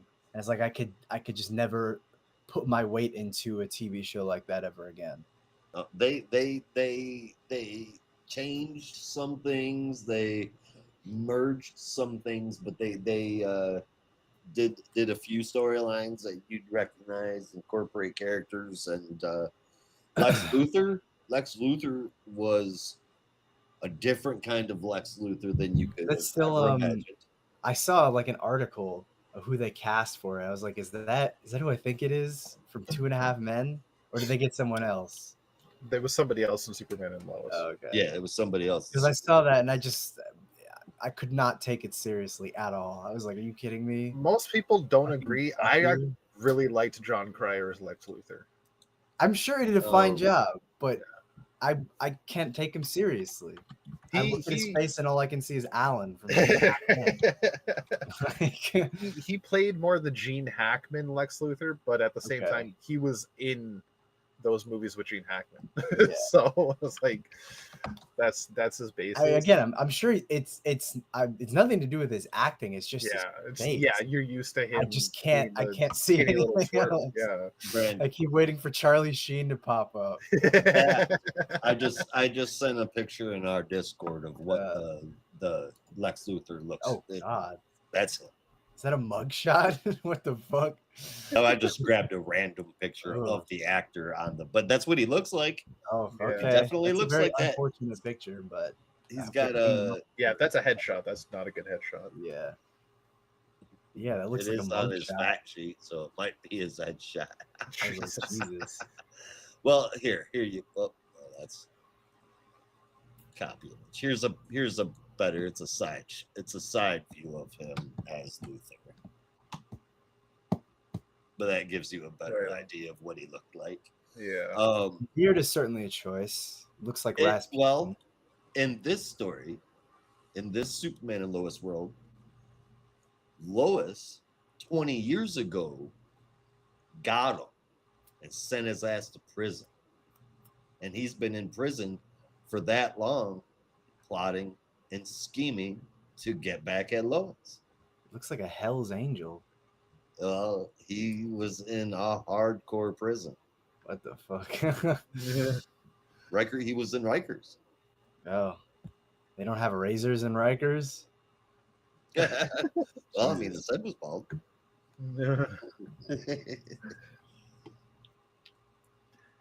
Oh yeah, but if we're talking,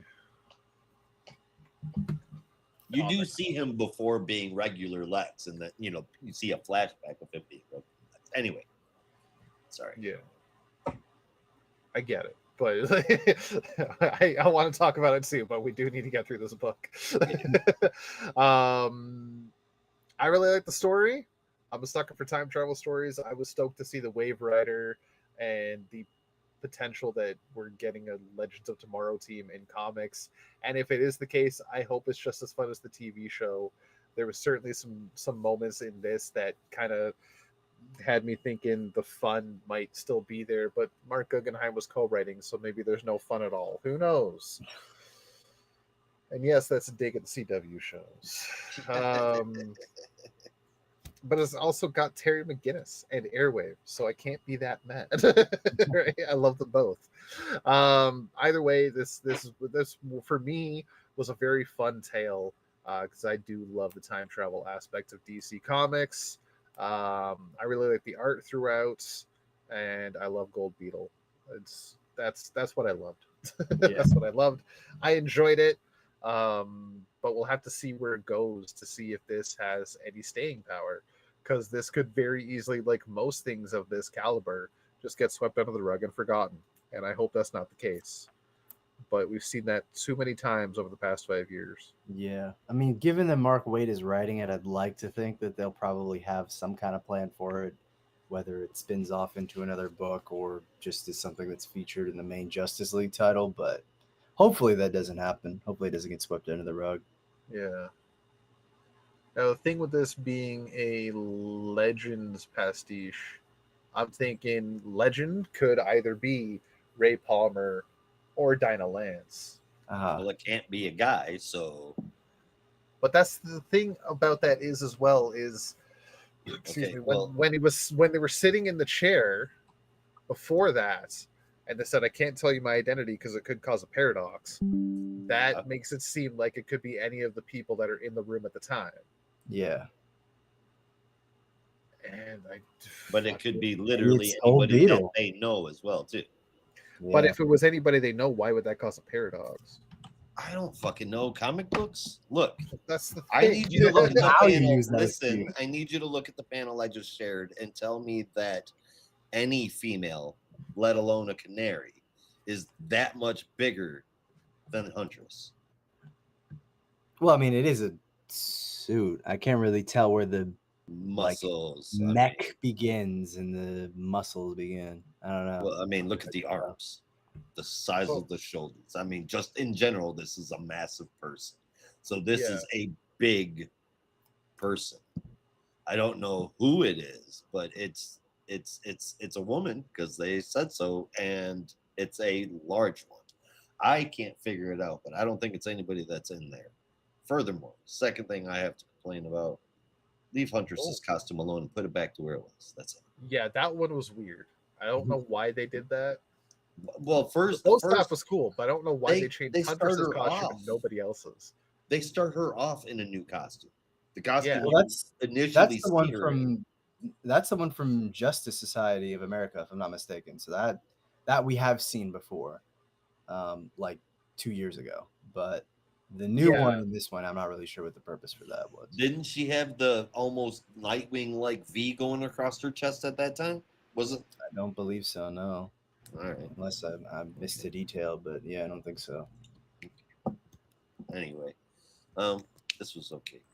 It could be Supergirl. Was that? Supergirl was in the room at the time. Oh. I don't know, but there's a few hints, kind of like teasing I think the identity of Legend, and it's hard to really pinpoint. Yeah, Josh, I think you're thinking of like the 90s Huntress suit, which has like the nun V kind of thing. I mean, that's got a full ass cross going on. And that's the coolest one. Helena, or not Helena. Helena Bertinelli, not Helena Wayne. Right. Yeah. Different interest. But yeah, this is I forget that there's two. My bad. Yeah, it has to be a woman because they have a history with Jonah Hex. Sorry, I'm still trying to piece together things. When there's a mystery, I'm like Ralph Dibny. My nose twitches and I have to follow it. Yeah, I'm gonna find it. It should be one of these Detective Comics stories. I'm gonna say Dinah. Dinah? Because it's Legends. Have we ever seen Dinah that bulky? I mean, I get it's a future version of her, so it could be under any circumstances, but Josh does have a point. The body type is quite different than any character we've seen. Scandal Savage or Onyx or that. I mean, they're big, but they're not that big. Right. That's what I'm Bart saying. is that big. Right. Exactly. So what the fuck? And the chest looks awfully flat in that panel, though. That's the other thing. That looks like a man's chest as opposed to a woman's chest. Why are you just completely rebelling against the fact that they called themselves a girl? Because I'm not sold on that.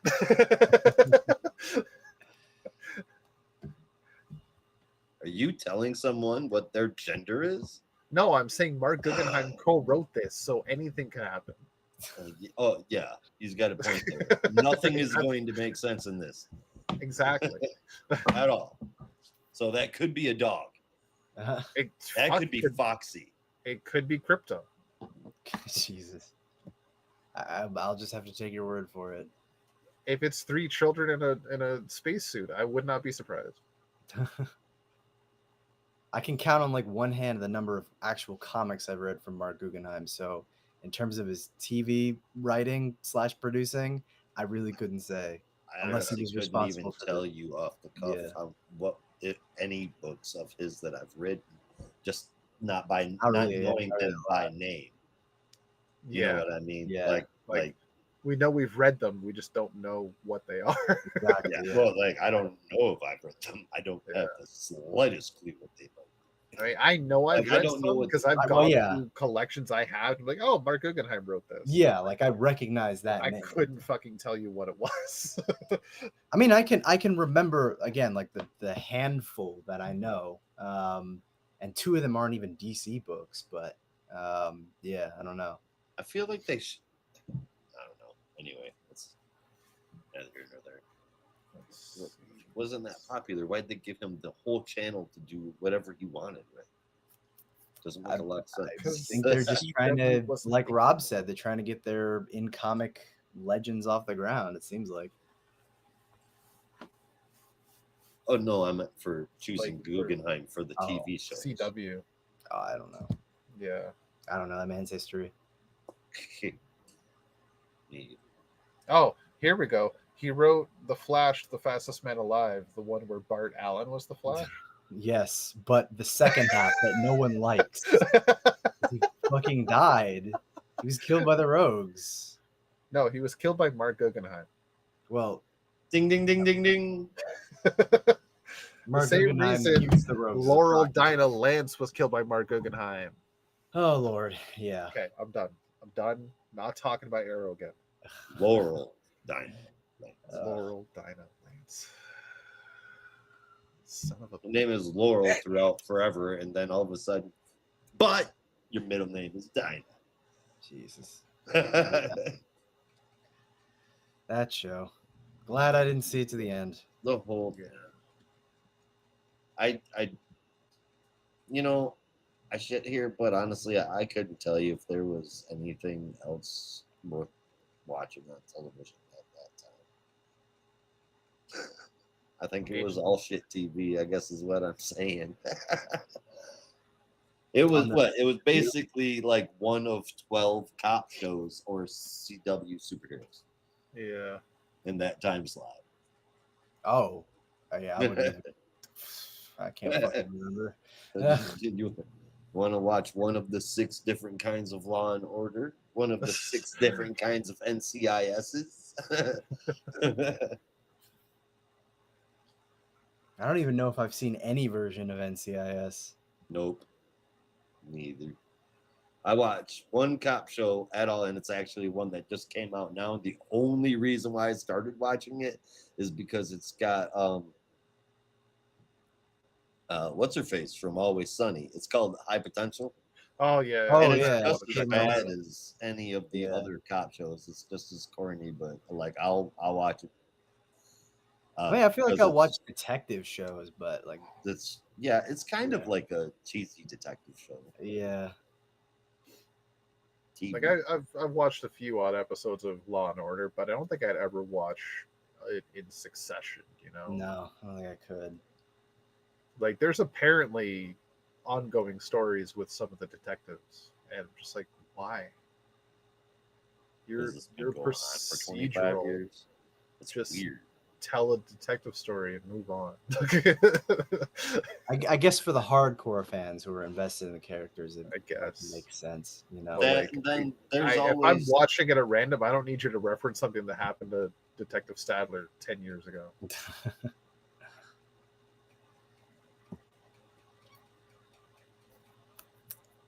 oh right. Well, I guess that's all the books then, huh? That Finally. it is. All right. Did any of us? I'm sorry, my brain is still mush. Did any of us give scores for this fucking book?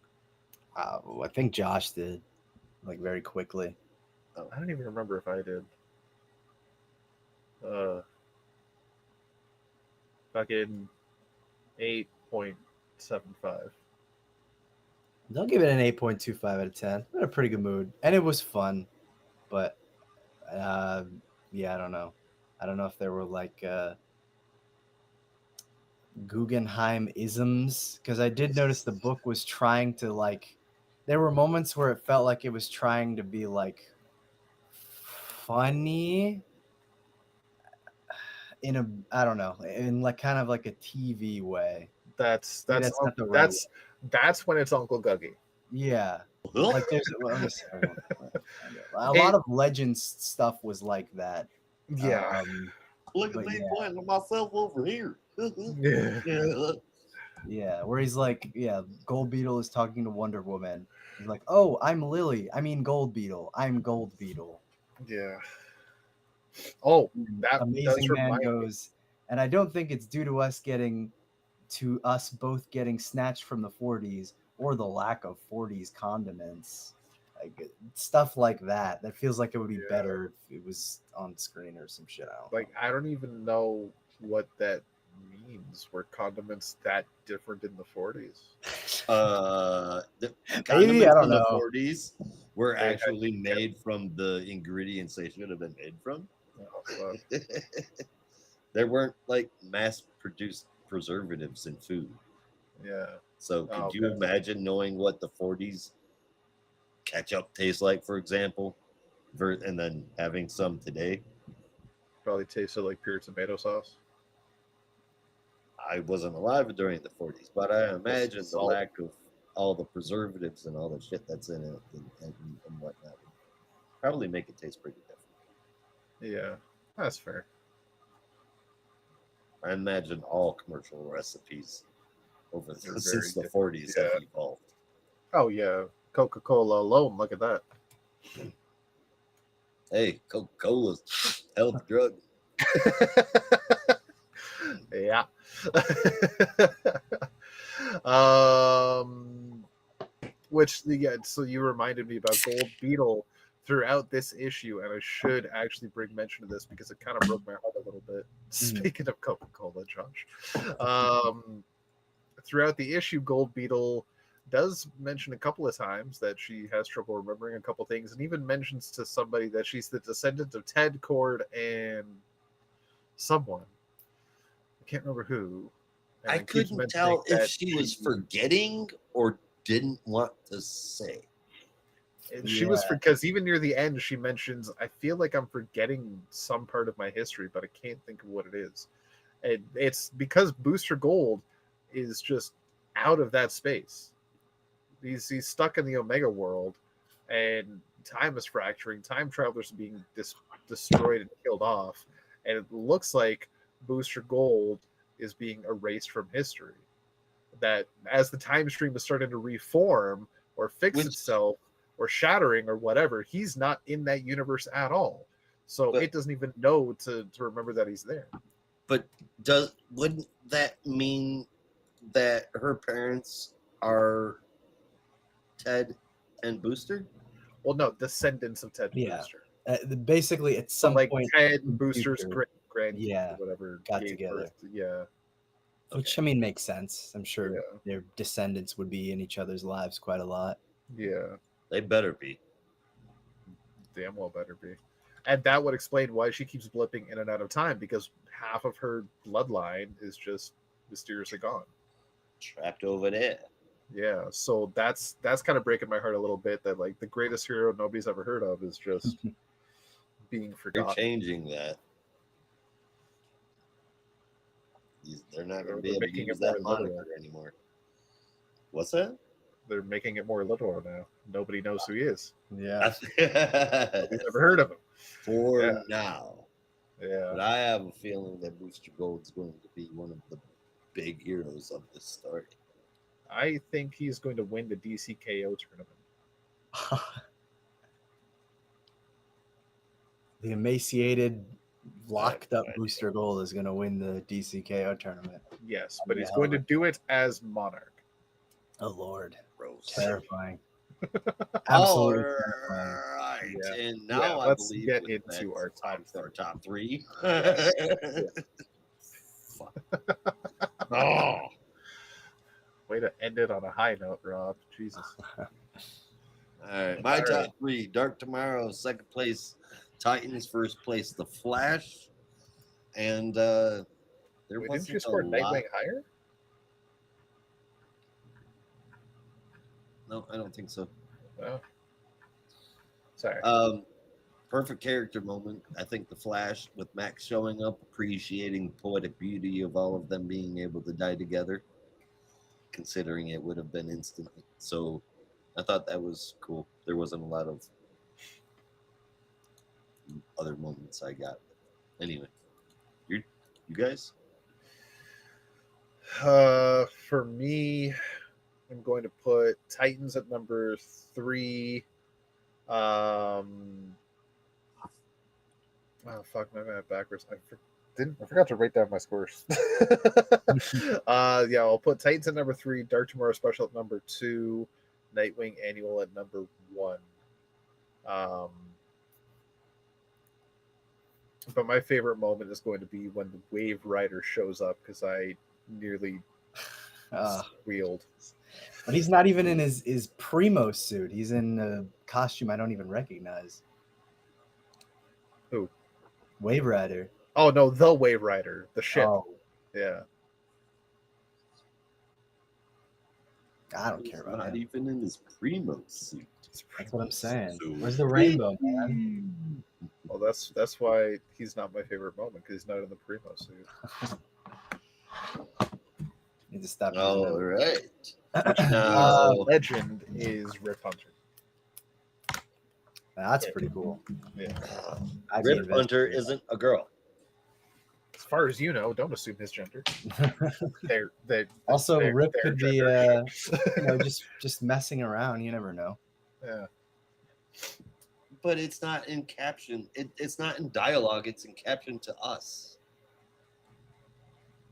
I mean, I don't know. Maybe he's just going through a weird personality shift. DC characters have done that before. Maybe he's just been hanging around with the younger crowd or something. I don't know. Yeah. How old is Gold Beetle? That We know. don't think we know. I guess like We know that she had a thing with mid-20s another probably. hero. But who was that hero? Jay, right? So how old is Jay? Right now, he's like 13.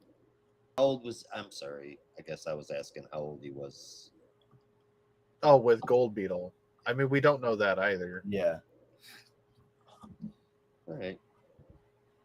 I thought maybe like she's in her late teens or early 20s I mean, by we can only attitude assume. and appearance. Yeah. So this legend is Could even probably a legend, and I think it's probably her. See, I was We don't know. thinking Everybody of else is an that too. adult. The only person that could put on that much bulk would be a kid. Yeah. Wait, what? Comic logic applied. Anyway. Yeah, he's saying Legend is probably Gold Beetle. Oh, wait, you said the only person who could put on that much bulk is a kid? Like compared to what any other suspect we have, it'd be kind of out of pocket for them to bulk up that much. But Right. comparing Gold Beetle to the age they are right now, it's Maybe not without. 40. Yeah, it's not unlikely that they could bulk up in the amount of time it would take them to become Legend. Yeah, Mm, that. Maybe.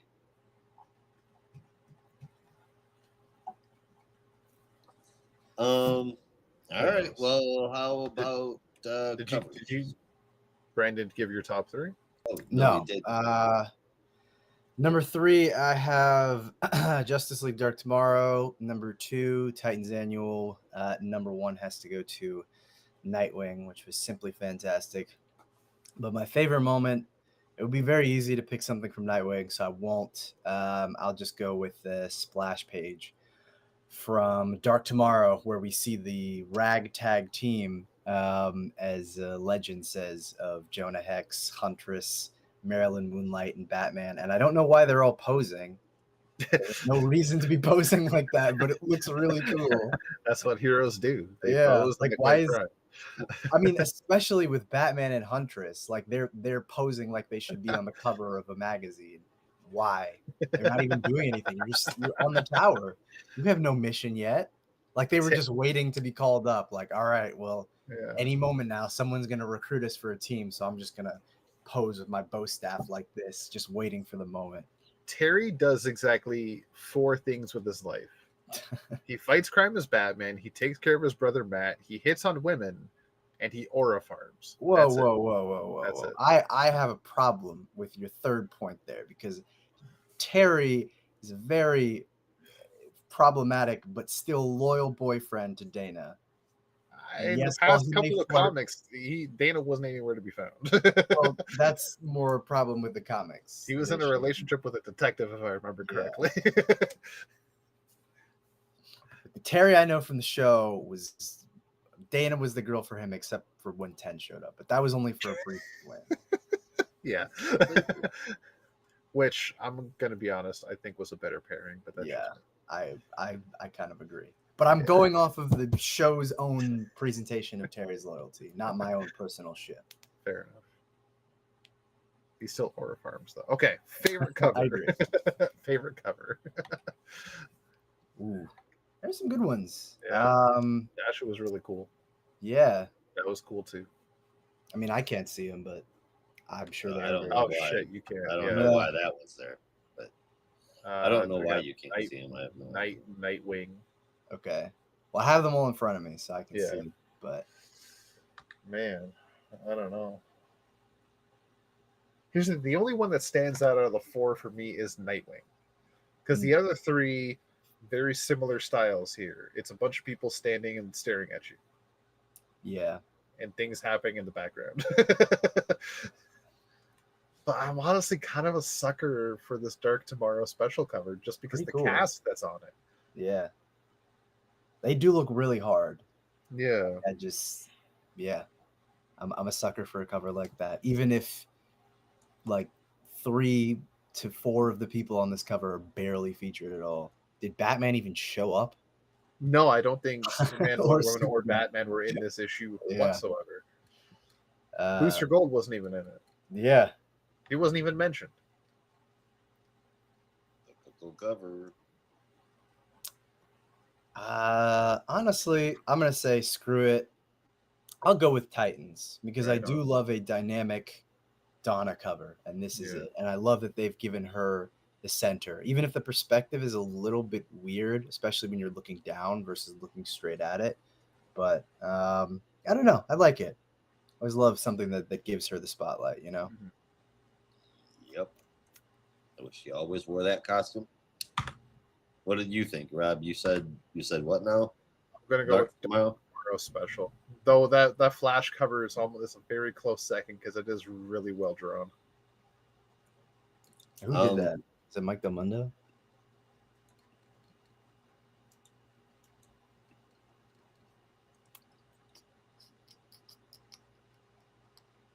David Parator. I don't know who that is. Apparently he's the guy who did the cover. Did the interior art of something too. Oh, no, never mind. No, he didn't. He did the cover. That was my review. I know that. Sorry, don't mind me. All right. I think I'm choosing Dark Tomorrow too, just because of the quality of the art. It's more suited to the stuff I like.